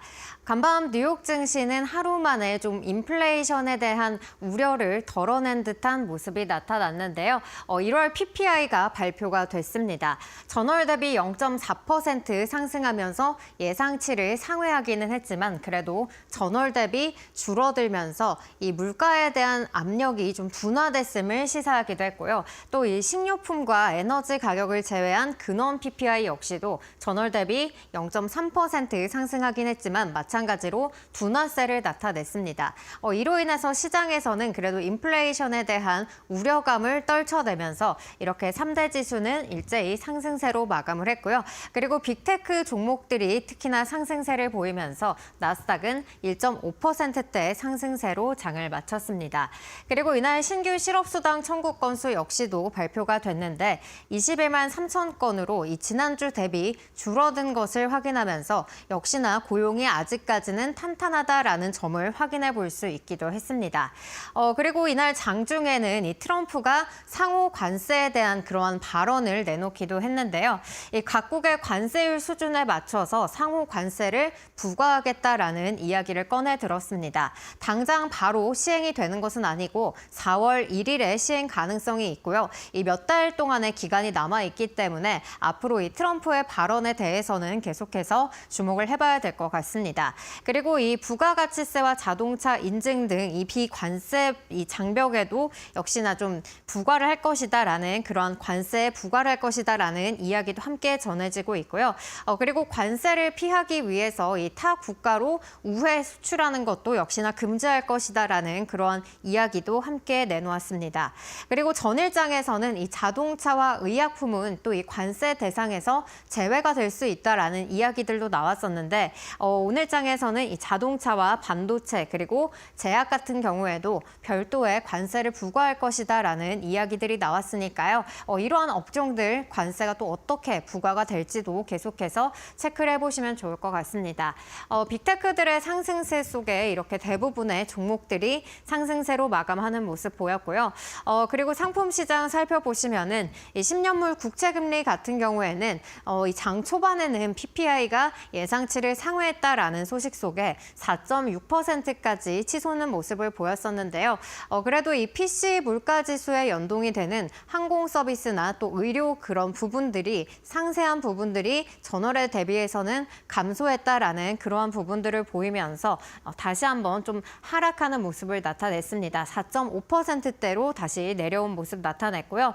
국제유가는 이 러시아에서 원유 재고량을 감축하겠다라는 소식이 전해지기도 했었고 이 종전에 대한 기대감 속에 하락을 하는 모습이 나타났었는데 오늘 장에서는 소폭 상승하면서 71달러 수준에서 장을 마쳤고요. 천연가스는 계속해서 상승세를 그려가고 있습니다. 유럽 내에서 수요가 증가를 하고 있는데 계속해서 좀 재고는 줄어들고 있다. 이러한 소식이 전해지면서 오늘 장에서도 2%가 넘는 상승세로 마감을 했습니다. 그렇다면 간밤에 있었던 이 증시 분위기도 이 섹터별 흐름 함께 살펴보도록 하겠습니다. 네, 이날 장에서는 11개 업종이 모두 다 이렇게 상승불을 켜내는 모습이었는데요. 특히나 빅테크들의 강세가 도드라지는 모습이 나타났습니다.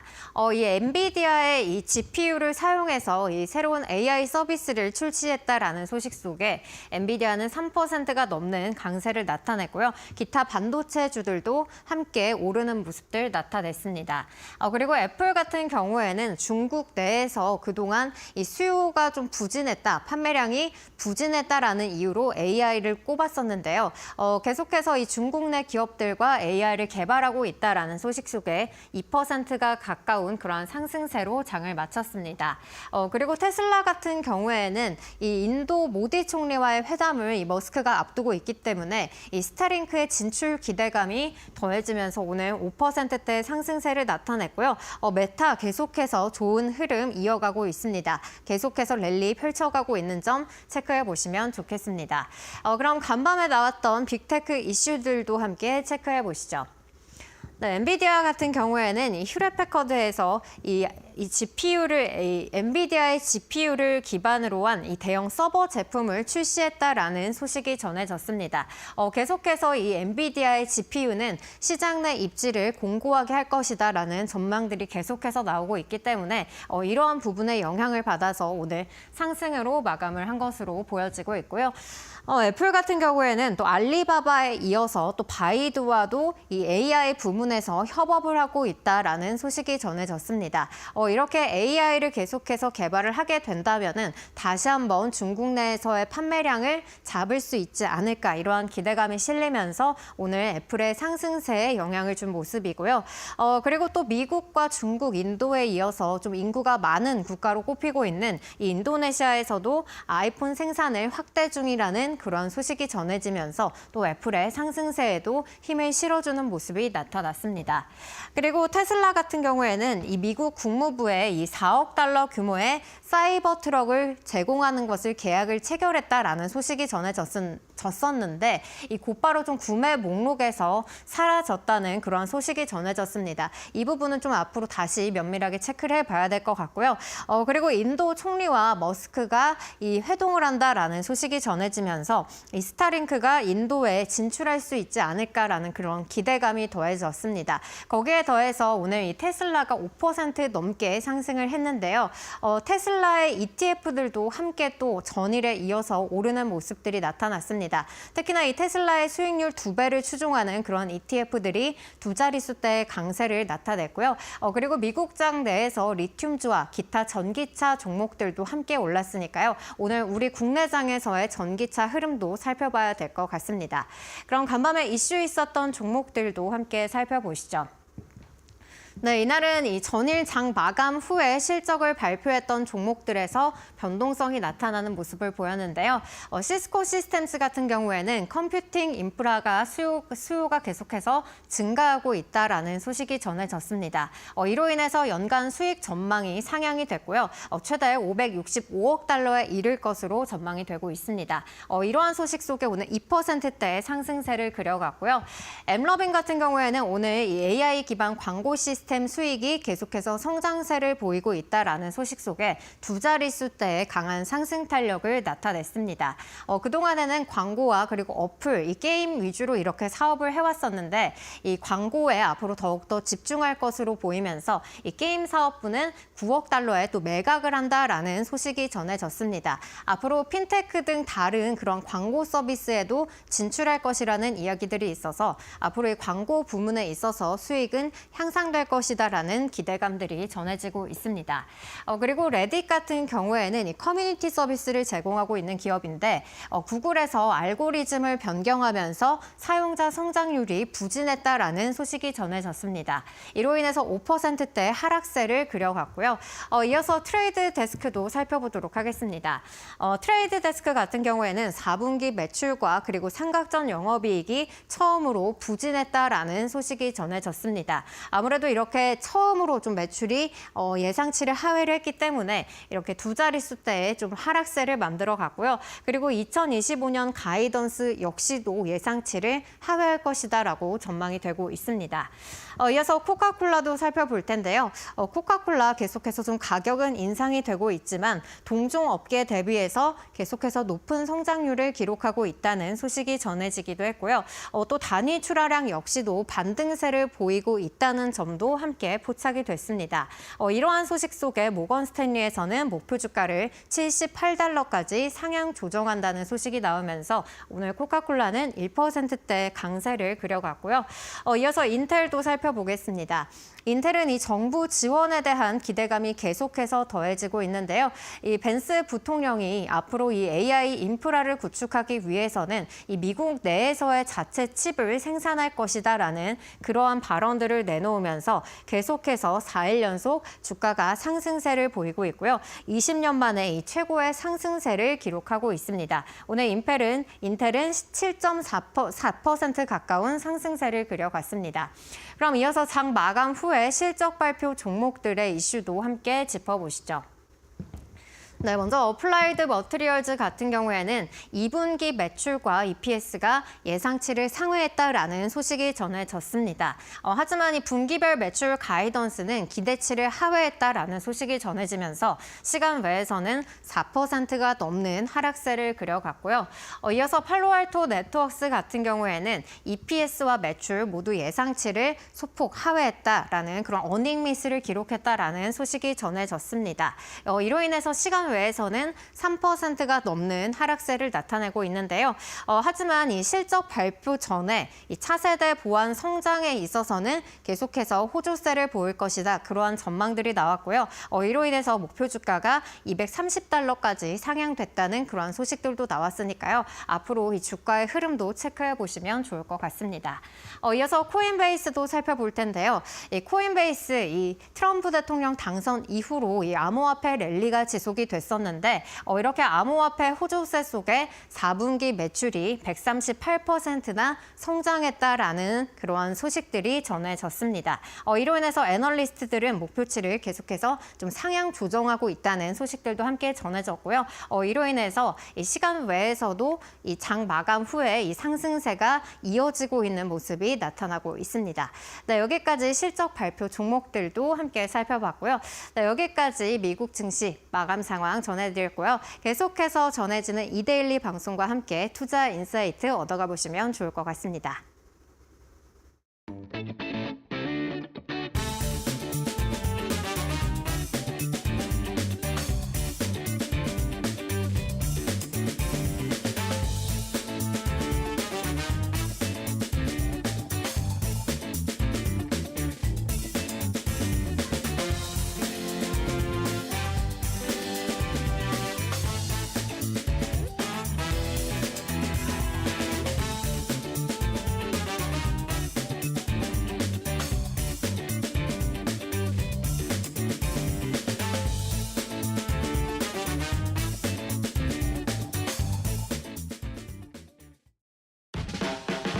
네, 여러분 안녕하십니까. 2월 14일 벌써 금요일입니다. 자, 이데일리 TV 뉴스 브리핑 시작을 하죠. 자, 오늘 이데일리 신문의 톱 기사에는 SK AI 칩 게임 체인저 4달 양산한다. AI 칩 게임 체인저라고 여기서 표현하는 거는 CXL을 얘기하는 겁니다. CXL이 사실 작년에 되게 좀 화제가 좀 화두가 좀 됐었죠. 화제가 됐었고 그게 이제 HBM 굉장히 잘 나갈 때 사람들이 이제 하나가 뭔가 잘 나가면 항상 다음을 생각하죠. 그래서 소위 말하는 넥스트 HBM이 뭐냐에 대해서 얘기가 나왔을 때 가장 이제 많이 거론됐던 게 CXL입니다. 컴퓨트 익스프레스 이제 링크 이런 이름이 되는 건데 컴퓨팅 익스프레스 링크 이런 이름인데 이제 그냥 쉽게 표현을 하면 소위 말하는 AI 가속기에 CPU도 있고 GPU도 있고 뭐 이제 HBM도 있고 쭉 있지 않습니까? 그 중에서 이제 CPU나 GPU가 이제 활동을 할 때 이 두 개가 또 동시에 똑같이 활동을 하는 게 아니라 뭐 CPU가 활동을 할 때는 GPU는 조금 뭐 쉬고 뭐 서로 이제 엇갈리면서 이제 활동을 하게 되는 건데요. 그럴 때 예를 들어 CPU가 뭔가 연산 작용을 할 때 GPU는 좀 쉬고 있고요. 그럴 때 GPU가 갖고 있는 메모리의 성능까지 다 같이 쓴다라는 얘기입니다. 그거를 중간에 연결해 주는 메모리가 바로 이 CXL이라고 하는 이 메모리가 되는 건데 일종의 인터페이스 역할을 한다 이렇게 보는 거죠. 그럼 이게 왜 중요하냐면 지금 이제 전체적으로 반도체 공정이 초미세공정으로 계속 가면서 얘기가 나오고 있는 게 뭐냐면 지금 이제 TSMC가 이제 2나노까지 지금 이제 양산 앞두고 있지 않습니까? 그럼 이제 1나노도 갈 텐데 지금 현재의 기술 방식으로는 1나노 이하로 내려가기는 어렵다라는 게 일반적인 얘기입니다. 그래서 현재 좀 유리기판 얘기도 좀 나오는 거고 이렇게 좀 나오는 건데 이 CXL 메모리를 사용하게 되면 그 초미세, 그러니까 1나노 이하로 내려갈 때 그때까지 내려가기 전에 이제 일종의 이제 시간이 좀 기술적 어떤 장벽에 막힌 시간이 필요하죠. 근데 아시는 것처럼 AI 기술은 점점 고도화되고 있기 때문에 더 연산이라든가 이런 속도가 빠르고 더 빨리 가는 어떤 이런 기능들이 계속 필요하단 말이죠. 그때 현재 상황에서 최대한 이 성능을 극대화시킬 수 있는 역할을 하는 게 바로 CXL이기 때문에 이것도 결국 이제 과도기입니다. 그래서 이제 이게 HBM 다음에 이제 넥스트 어떤 메모리의 가장 부가가치가 높은 제품이다라고 생각들을 업계에서는 하고 있는 거고요. 사실 이 기술이 여러 나라가 다 개발을 하고 있습니다만 역시 우리나라 반도체 회사들이 제일 빠릅니다. 그래서 현재는 SK하이닉스가 당장 상용화를 다음 달에 할 수 있다 이렇게 얘기를 하고 있고요. 삼성전자도 마무리를 다 했다고 합니다. 그래서 삼성전자도 좀 준비를 좀 하고 있는 그런 상황이고 결국 삼성전자와 이제 SK하이닉스가 가장 좀 빨리 CXL 메모리의 선두주자다. 그래서 만약 이게 잘 된다고 하면 이게 이제 양산이 되고 또 이제 수율도 잡고 당연히 양산이 되고 이게 이제 현재는 인텔과 좀 AMD가 이 CXL 메모리를 지금 갖다가 좀 테스트를 하고 있다고 그러거든요. 지금 SK하이닉스 걸 쓰고 있다고 하는데 어쨌든 이렇게 된다고 그러면 이게 이제 본격적으로 사용이 되고 하다 보면 이제 150억 달러까지 3년 뒤에는 시장 규모가 좀 커지게 된다고 합니다. 물론 그때도 HBM은 계속 많이 쓰겠죠. 그러니까 이런 식으로 계속해서 우리가 이 메모리 쪽에서의 새로운 어떤 아이템들, 넥스트를 계속 우리가 선두 자리를 유지해 나간다 그러면 지금 중국의 창신 메모리가 HBM도 좀 생산을 하고 그래서 중국의 반도체 회사들이 좀 엄청나게 바짝 따라온다 이렇게 우려를 많이 하고 있지 않습니까?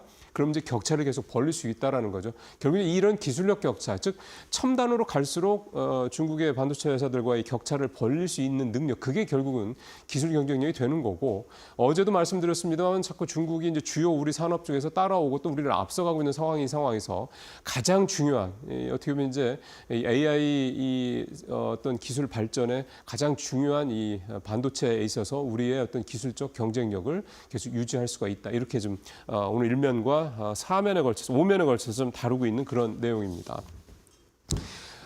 그다음에 이제 오늘도 이제 국내 주요 업종에 대한 여러 가지 우려에 대한 부분들을 좀 또 담고 있는데 오늘 1면과 4면에 걸쳐서 전문가와 함께 쓰는 스페셜 리포트 이게 이제 나와 있습니다. 제목은 오늘은 이제 석유화학 업종을 다루고 있고요. 중국산에 밀려서 한국의 석유화학 그로기 상태다. 세이프가드 발동을 고려해야 된다. 오늘은 이 구기보 숭실대 글로벌 통상학과 교수와 함께 이제 쓴 기사 내용이 되겠는데요.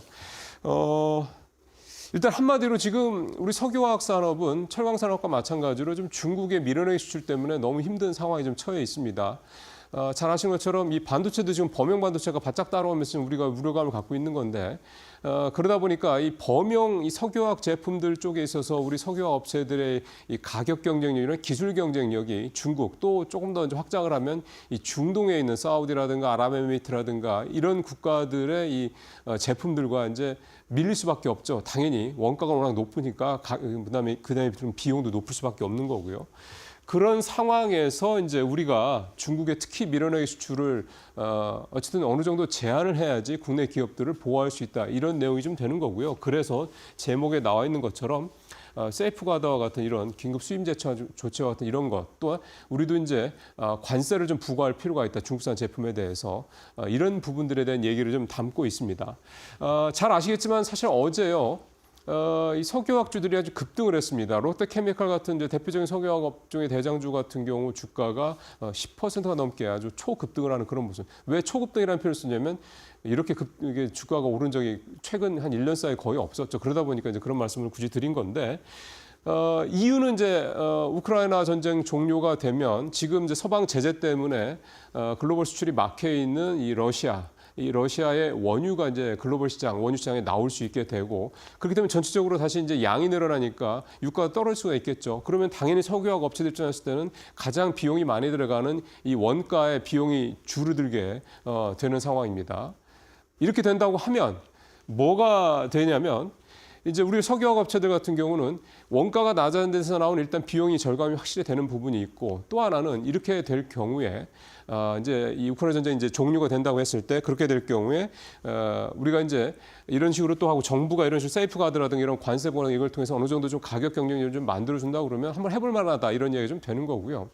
또 하나는 이제 결국 수출입니다.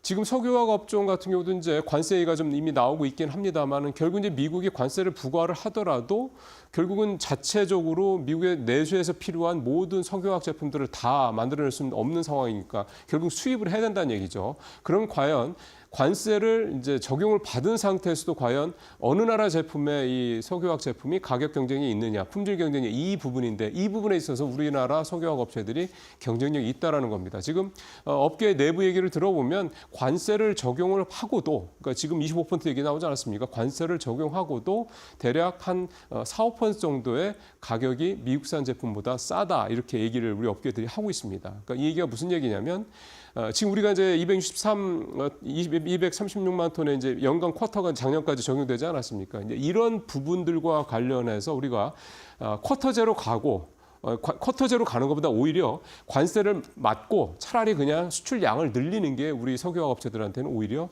더 유리할 수도 있다. 이런 얘기까지 나오는 겁니다. 그러니까 불과 얼마 전까지만 해도 석유화학 업체들은 정말 다 죽는 거 아니냐 이런 위기감이 팽배했었는데 지금 분위기는 오히려 관세 부과 얘기까지 나왔음에도 불구하고 지금 석유화학 업계의 분위기는 이런 식으로 간다면 뭔가 한번 해볼 만할 수 있겠다라는 뭔가 굉장히 희망 섞인 어떤 그런 기대감들이 좀 흘러나오고 있다. 이렇게 볼 수가 있겠습니다. 그게 어제 주가에 그대로 반영이 된 거고요. 물론 이게 이제 상상일 수 있습니다. 이렇게 간다는 보장은 또 없는 거고요. 중국이나 뭐 중동의 이 석유화학 업체들이 또 이거 뭐 어차피 모르는 것도 아닐 거고. 결국 이게 이제 어떤 식으로 흘러가느냐 상당히 좀 중요한 어떤 그런 분기점에 있다. 석유화학 업계에 대해서는 이렇게 오늘 이 기사를 통해서 조금 우리가 유추를 좀 해볼 수가 있겠습니다. 이제 우리 시장 얘기로 좀 돌아와서 오늘 증권면 톱기사 가져왔습니다. 악재보다 호재에 민감하다. 2,580선 회복한 코스피 이렇게 이제 제목이 달려 있습니다. 사실 이 얘기는 제가 이제 최근 좀 여러 번 얘기를 했던 내용이기도 합니다. 우리 시장이 견조하다 이거죠. 오전장에 약세로 시작하더라도 오후장에는 어느샌가 플러스로 돌아서 물론 뭐 한참 이렇게 1% 전후로 이렇게 높게 올라가는 건 아니더라도 계속 강보합으로 마감되는 날들이 참 많이 나오고 있습니다. 사실 아시겠지만 최근 2주 사이에 계속 관세나 일단 미국의 뭐 인플레 문제나 이런 악재들이 계속 나오고 있었단 말이에요. 그럼에도 불구하고 지금 상황들은 나쁘지 않은 거죠. 주가들이 계속 반복을 하는 반등을 하는 거죠. 특히 이제 앞에 있는 제목이 굉장히 중요한 겁니다. 지금 시장의 분위기와 관련돼서 악재보다 호재에 민감하다라는 얘기는 뭐냐면 예전에는 배드 뉴스가 배드 뉴스였다라는 거죠. 그리고 굿 뉴스도 배드 뉴스였던 때가 이를테면 작년이었다 그러면 지금은 배드 뉴스가 굿 뉴스가 될 수 있고 그리고 굿 뉴스는 훨씬 더 좋은 굿 뉴스가 되는 그런 시장 흐름이 나타나고 있다. 투자 심리가 그만큼 회복되고 있다. 이렇게 얘기를 해볼 수가 있는 거죠. 어제 같은 경우도 이제 2,580선 코스피가 1% 넘게 오르면서 이제 회복을 해서 3거리 연속 상승을 했는데 사실 어제도 뭐 악재들이 계속 나왔습니다. 관세 얘기 계속 나왔고, 우크라 뭐 이런 부분들도 있었고, 그다음에 인플레 얘기 나왔었고. 그럼에도 불구하고 시장에서는 이 차 관세 같은 경우는 미 하원 의장이 트럼프 대통령이 이 자동차에 대한 관세, 자동차를 상호 관세 품목에서 제외할 수도 있다. 이렇게 얘기를 한 거 가지고 이렇게 자동차주들이 어제 급등을 했던 거죠. 어제 현대차가 5% 넘게 올랐으니까요. 확정된 게 아닙니다. 그럼에도 불구하고 시장에서는 그렇게 이제 받아들여지는 거죠. 이런 부분들 하나가 있고, 러시아 우크라이나 종전기 대응 관련해서 어제 우크라이나 재건주도 굉장히 많이 올랐는데 잠시 후에 좀 더 자세히 말씀드리겠습니다만, 사실은 우크라이나가 종전이 되고 재건에 들어갔을 때 과연 우리나라 업체들이 과연 얼마나 수혜를 입을 것이냐, 이거 사실 이것도 확실한 거는 별로 없습니다. 왜냐하면 미국 주도로 좀 종전이 이루어지는 거기 때문에요. 그럼 이런 상황으로 봤을 때 사실은 어떻게 보면은 작년 같았으면 이런 뉴스들이 배드 뉴스, 굿 뉴스가 나와도 배드 뉴스가 될 수 있었거나 또는 거의 시장에서 그래서 뭐 어쩌라고 이런 식의 분위기가 될 수 있었음에도 불구하고 지금은 이런 것들이 다 호재로 받아들여진 시장 분위기가 좀 되고 있다, 이런 말씀이 되는 거죠. 어제 이번 달 올해 들어서도 코스피가 벌써 7.6%, 코스닥은 10.4%나 올랐습니다. 그 자료 그림이 있으면 좀 보면 좋겠습니다만. 올해 들어서 글로벌 시장을 보더라도 지금 화면에서 보시는 것처럼요. 다우존스 4%, 나스닥은 1% 정도밖에 안 올랐고요. 독일 닥스 지수 빼고 나면 우리 시장 상당히 좋습니다. 중국도 좀 항생 테크 지수만 뽑아서 이렇게 8%가 되는 거지, 상해 종합 지수라든가 이렇게 선전 종합 지수만 따지면 저렇게까지 높지 않거든요. 일본은 더군다나 마이너스고요. 그러니까 우리 시장 분위기가 상당히 좀 좋은 겁니다. 이런 것들이 다 반영이 된 거고, 무엇보다 중요한 거는 거래 대금이 계속 크게 늘고 있다는 거. 이런 부분들이 좀 시장에 계속 돈이 유입되고 있다는 거니까 상당히 좀 우리 시장에 대해서 이런 견조한 흐름의 백그라운드 스토리가 이런 것들이 있다라고 좀 말씀을 좀 드리겠습니다. 자, 이제 마지막으로 우크라 재건주 얘기를 좀 해보죠. 어제 우리나라의 건설기계 관련된 업체들 주가가 어제 급등을 했습니다. 어제 보니까 HD 현대건설기계, 그다음에 HD 현대인프라코어, 이 두 회사들 주가가 이제 두 자릿수 이상 급등하는 그런 모습을 좀 보였고요. 그 밖에 이제 그동안에 좀 거론이 됐었던 우크라이나 재건 관련주들도 주가들이 대부분 좀 많이 오르는, 뭐 일부 조금 작은 종목은 상한가를 기록하기도 했었고요. 자, 전질건설 로봇 그렇고, 이 종목도 이게 이제 건설기 쪽으로 중심으로 이제 뽑은 내용입니다. 15% 가까이 그렇게 급등하는 그런 모습을 보였고. 자, 보시죠. 결국 이게 좀 어떤 식으로 봐야 되는 거냐면요.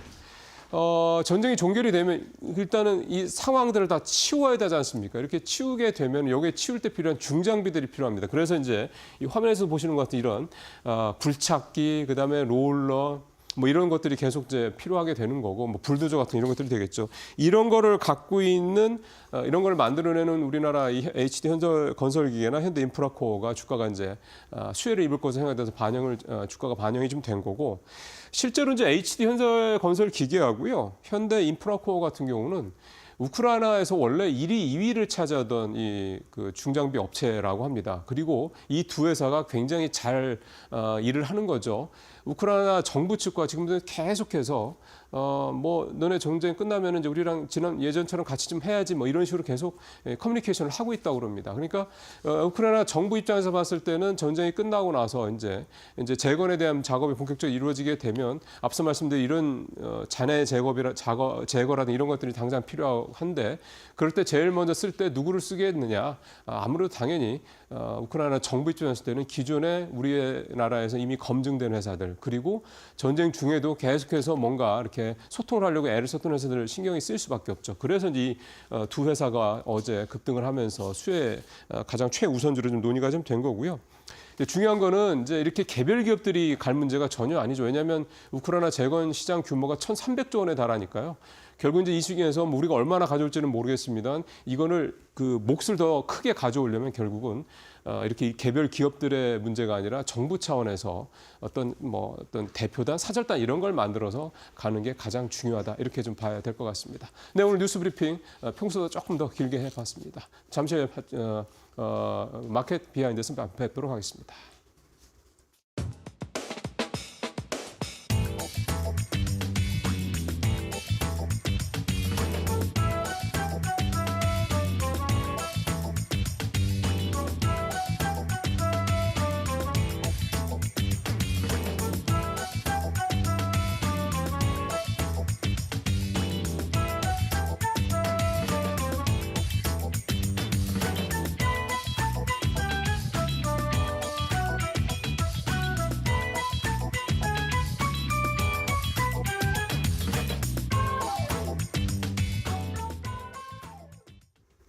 네, 간밤 마감된 뉴욕 증시 상황 통해서 또 우리 시장은 어떠한 전략을 펼치면 좋을지 한번 체크해 보시면 좋을 것 같습니다.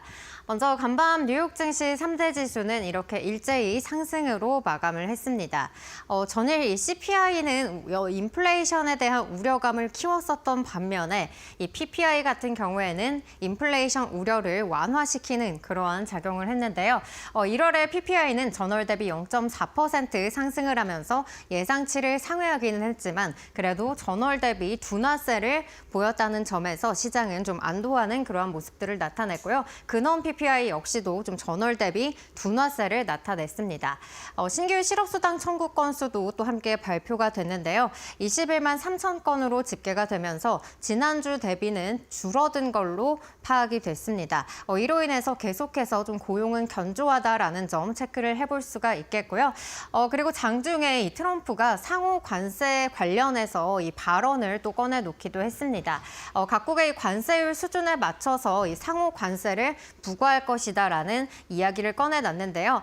당장 시행할 것은 아니고 이 4월 1일에 시행 가능성이 있기 때문에 앞으로 남은 기간 동안에 이 트럼프의 발언에 주목을 해보시면 좋을 것 같고요. 그리고 이 비관세 그 장벽에도 또 역시나 고려를 해봐야 된다라는 그러한 이야기도 함께 꺼내놨습니다.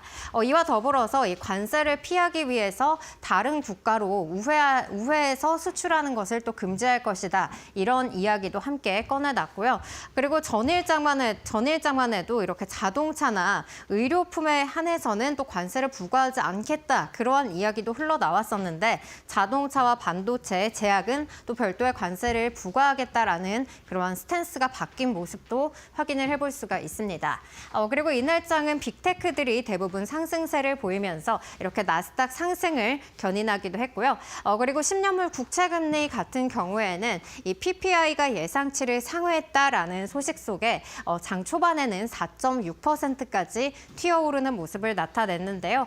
그래도 이후에 이 인플레이션 우려감이 완화가 되면서 다시 4.5%대로 내려앉은 모습이 나타났습니다.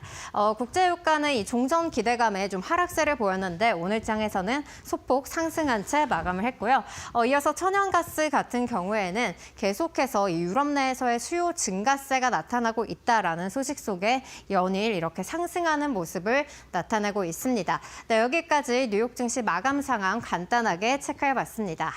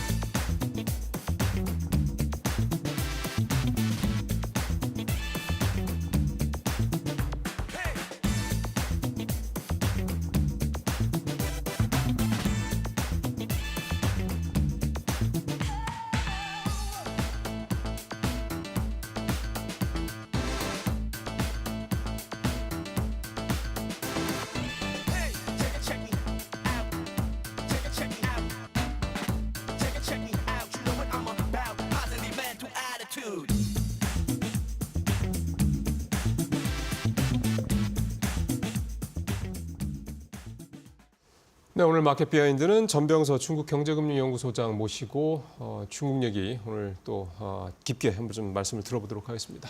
자, 소장 어서 오십시오. 안녕하십니까? 예, 뭐 이제 관세 전쟁은 이제 본격적으로 좀 포문을 연 것 같고요.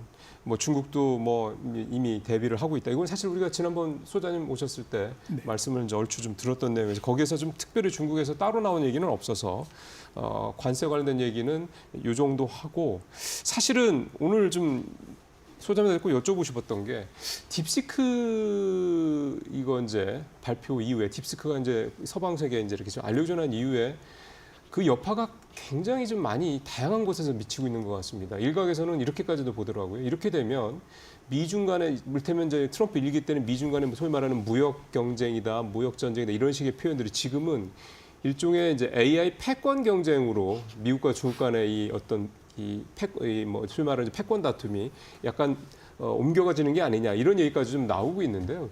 이렇게까지 볼 수 있을까요? 중국의 AI가 밸류를 이제 인식되는 단계인 것 같아요. 아, 그래서 지금까지는 네. AI 경쟁이라고 얘기했지만 지금 AI에서 돈 버는 데가 아무도 없습니다. 맞습니다. 근데 이게 AI 플러스 경쟁이 벌어진 것 같아요. 그래서 AI 플러스. AI를 활용해서 돈을 어떻게 버냐. 예. 이제 그게 중국이 지금 주목받고 시장에서 굉장히 핫한 이유는 AI를 활용한 이제 그 응용 여기서 지금 꽃이 확 피는 거죠. 미국 같은 경우는 계속 이제 더 고성능의 AI의 그 개발에만 집중하고 있고 네. 중국은 그걸 응용하는 바람에 시장에서 이게 확 다가온 느낌이 있어요. 그리고 AI는 뭐 GDP 규모하고 똑같이 누가 AI에서 세계 2등이냐 그러면 중국이 부동의 2위고 네. 지금 이제 그 딥시크하고 예를 들면 오픈 AI하고 싸운다고 그러는데 제가 볼 때는 미국과 중국의 그 경쟁일 수도 있지만 이건 중국인들 간의 경쟁이다 이렇게 볼 수 있는 것이죠. 중국인들 간의 그렇죠. 경쟁이요? 그래서 어떻게 딥시크가 이제 오픈 AI를 그렇게 빨리 캐치업하고 어떻게 논리도 같이 같냐는 것은 지금 전 세계 AI 개발자들의 47%가 중국인들이에요. AI 개발자 그렇습니다. 절반 가까이가. 그리고 이제 AI 특허 뭐 이런 것들은 뭐 특히 생성형 AI 특허는 중국이 70%가 넘어요. 그러다 보니까 개발자가 실제로 같은 사람들이라는 거죠. 그렇죠, 같은 그렇죠. 생각, 같은 논리. 그래서 예. 이제 딥시크가 빨리 캐치업한 이제 뭐 이유도 된다. 그렇게 보여지고 지금 같은 경우는 뭐 AI보다가는 그것을 지금 얼마 전에 전선왕이 얘기한 피지컬 AI 예. 산업에 어떻게 활용할 거냐. 그렇죠. 그것에 지금 꽃이 핀 것 같아요. 그러면 이 부분, 그러니까 소위 말해서 이제 AI가 조금 더 대중화되고 보편화되는 그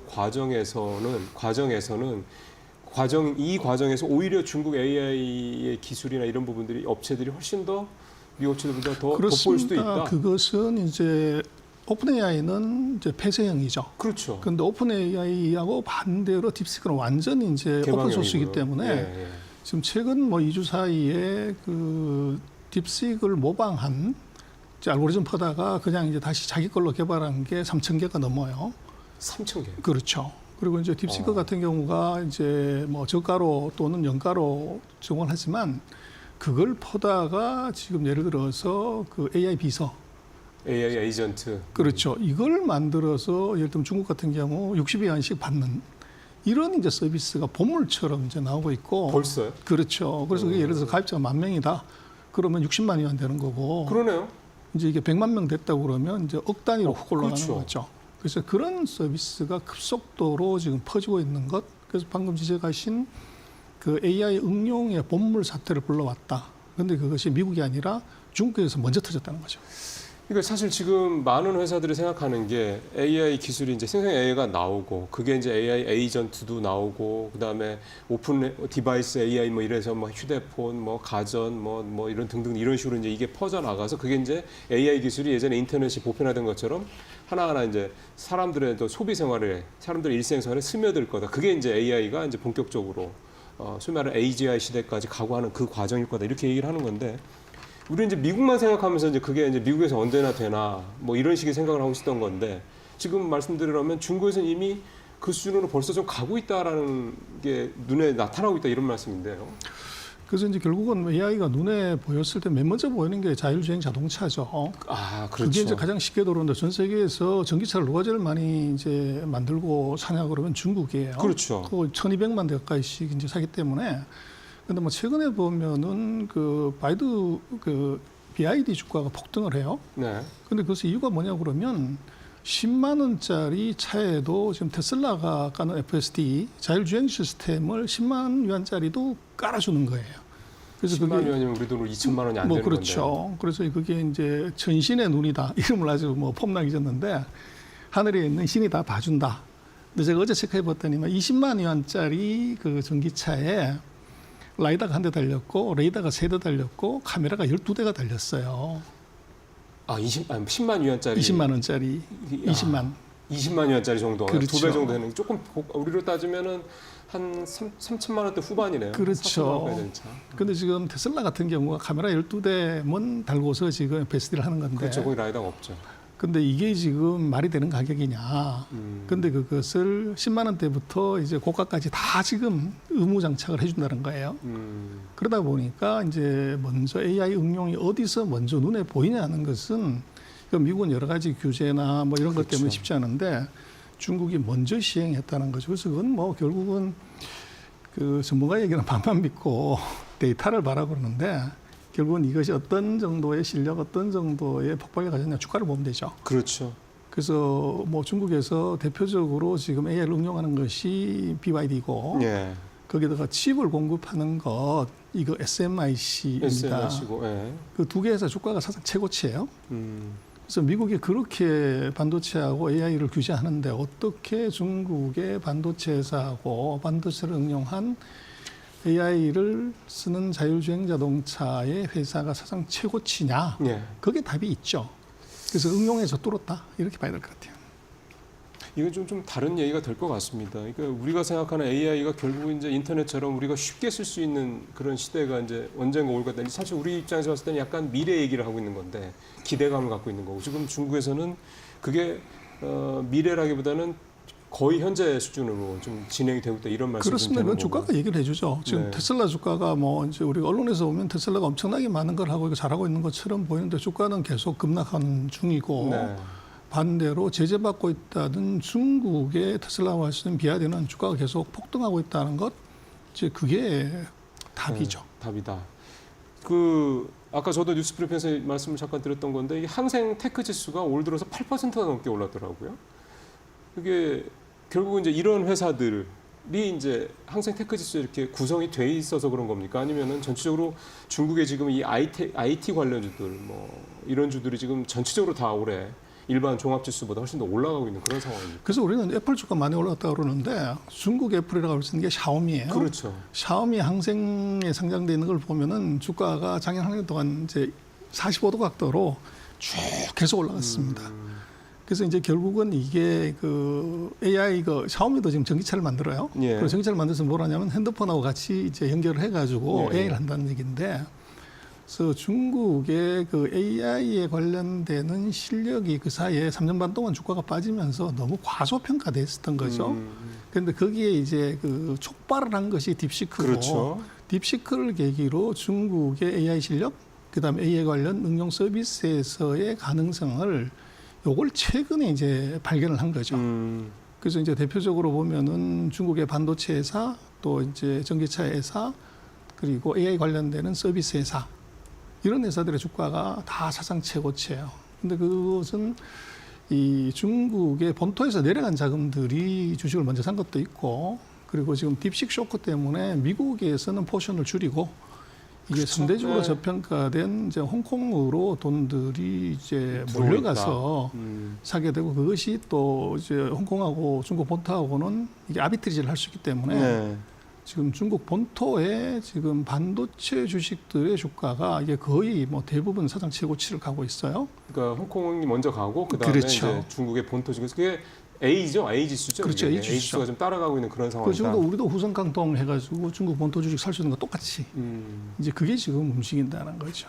그러면 사실은 어제 기사 오늘 이제 신문에들 깔려 있을 텐데 기사를 보니까 소위 말하는 중학개미들이 다시 순매수를 하기 시작했다라는 기사도 좀 나오더라고요. 그러니까 결국 이제 우리 쪽에서도 우리 투자자분들 중에서도 중시장을 계속 보고 있던 분들 같은 경우 이제는 다시 들어갈 타이밍이 됐다 이렇게 보고 있다 이런 얘기가 될 텐데, 그러면 우리 투자자들 입장에서 봤을 때는 중국 시장을 홍콩 쪽으로 접근하는 게 좋습니까? 상해 A 지수 쪽, 상해 A는 이제 중국 사람들 말하는 거니까 어떻게 접근하는 게 좋겠습니까? 상해도 우리가 후성 강동 종목 1,000몇백 개 종목은 뭐 살 수 있고요. 예.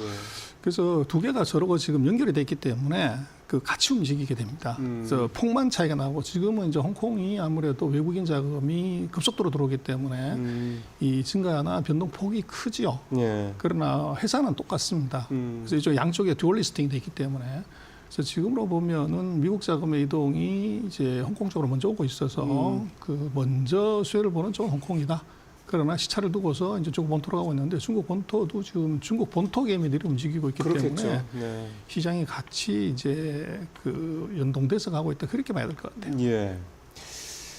하나만 좀 더 오늘 시간이 좀 많지 않은데 하나만 좀 짧게 여쭤보겠습니다. 그 조선업 얘기인데요. 지금 미국이 뭐 일단 발의만 된 상태긴 한데 미국 해군의 군함을 다른 나라에서도 이제 건조할 수 있는 그런 법안이 좀 발의가 돼서 그것 때문에 사실 조선주가 최근에 또 급등을 했지 않습니까? 근데 사실 이렇게 미 군함에 대해서 해외에서도 건조할 수 있게까지 존스법을 이제 폐지한다는 얘기가 아니면 그걸 없앤다는 얘기인데 그렇게 될 경우에 사실 그거에 대한 타깃은 중국 때문에 이제 이렇게 하는 거잖아요. 그럼 중국 정부 입장에서 봤을 때 이런 움직임들에 대해서 우리 뭐 특히나 조선 쪽은 우리 조선업체들이랑 경쟁 상대고 그러다 보니까 이걸 어떻게 볼지가 좀 궁금하더라고요. 특별한 반응이 없습니다. 그래서 지금 조선업의 세계 1등이 누구냐 그러면 우리 한국이 아니라 중국이고 우리가 2등이기 때문에 네. 그리고 중국은 지금 어떤 스탠스냐 그러면 가급적이면 미국을 자극하지 않고 미국의 이제 추가적인 제재를 피하려고 하는 것이 모든 정책의 기본이에요. 네. 그러다 보니까 이게 정말로 직접적으로 이제 그 중국인들의 그 여론에 심리에 크게 영향 주는 사안이 아니면 노코멘트로 일관하고 있고요. 그리고 지금 이제 이게 뭐 미국하고 중국의 군함 건조 능력을 보면 232대 1이라는 건데. 그렇죠. 그것은 뭐 누구의 도움을 받지 않고서는 이건 하기가 현실적으로 불가능하죠. 그렇죠. 네. 그러고 이제 그렇다고 해서 그걸 중국에다 주문 줄 건 아니고 이제 한국이 가장 유력한 대상이 될 수밖에 없죠. 근데 지금 최근에 보면 한국과 중국이 뭐 굉장히 좋은 관계를 이제 유지를 하려고 하는 중국 측의 의도가 보여요. 맞습니다. 그래서 우리 예. 국회의장이 뭐 그 이번에 우원식 의장 올림픽에 만나서 갔을 때 보면은 주장했죠. 예. 굉장히 상대적으로 긴 시간을 이제 할애를 했다는 것 자체가 네. 이제 호의를 보이고 있고 네. 그런 상황에서 한국이 이런 소주를 받는다는 데에서 중국이 뭐 코멘트를 하거나 네거티브한 뷰를 내거나 그럴 가능성이 없죠. 그렇게 말씀을 하신다고 그러면 저는 바로 드는 생각이 우리가 시진핑이 우원식 의장 만나서 말씀하신 이렇게 이례적으로 장시간 얘기를 하고 뭐 하면서 한한령 얘기도 그때 우 의장이 물어봤었고 시진핑 주석의 얘기도 뭐 아주 뭐 직접적이진 않지만 좀 긍정적인 느낌이 나게 말을 또 했어. 그러다 보니까 결국 이제 지금 한한령이라는 이 그동안 좀 우리 쪽의 기업들 좀 옥죄고 있던 이 부분이 좀 정말 올해는 풀리는 게 아니냐는 기대감이 있는데 이 부분을 또 어떻게 봐야 근데 이제 되겠습니까? 한한령 이슈는 사실은 마이너한 이슈예요. 근데 제가 볼 때는 한한령은 뭐 정치적인 레토릭으로 푼다고 하더라도 실제적으로 얼마나 푸냐는 것이 문제인데 제가 볼 때는 중국 입장에서는 한국의 한한령 한국 컬처를 쉽게 풀기 어려운 것은 이 촛불 때문에 그렇죠. 그리고 촛불로 정권도 바꾸는 나라인데 중국은 이제 무엇보다도 정권의 안정성이 가장 중요한 입장에서 예. 우리 같은 그런 민주 촛불로서 이제 정권도 바꾸는 나라의 컬처를 예전처럼 문 다 열어놓고 그냥 받는다? 이런 것은 이제 우리 입장에서는 이제 뭐 얘기가 될지 몰라도 중국의 입장에서 놓고 생각을 해보면 그것은 이제 뭐 쉽지는 않을 거다. 그렇게 추론할 수 있을 것 같아요. 예. 사실 또 말씀 들어보니까 좀 그럴 법도 합니다. 이번에 그 탄핵 사태 때도 보면은 그 이를테면은 그 엔터테인먼트 쓰는 그런 응원봉 같은 이게 시위 현장까지 우리가 좀 등장하는 그런 식의 문화를 갖고 있는 우리 또 나라잖아요. 중국 입장에서 때 그런 것들이 그렇게 편하게 보이지만은 않았겠다 이런 생각도 좀 소장님 말씀 들어보니까 이해가 좀 되네요. 소장님 오늘 말씀 잘 들었습니다. 고맙습니다. 네, 오늘 여기서 좀 마켓배드 마무리하고요. 잠시 마켓나우 1부에서 오늘 이제 금요일입니다. 아무래도 이번 주 시장 전반적으로 분위기가 좀 좋았는데 뉴욕 시장도 오늘 상당히 좋았고요. 어떻게 좀 투자 전략을 좀 짜가면 좋을지에 대한 말씀 또 나눠보도록 하겠습니다. 잠시 후에 뵙겠습니다.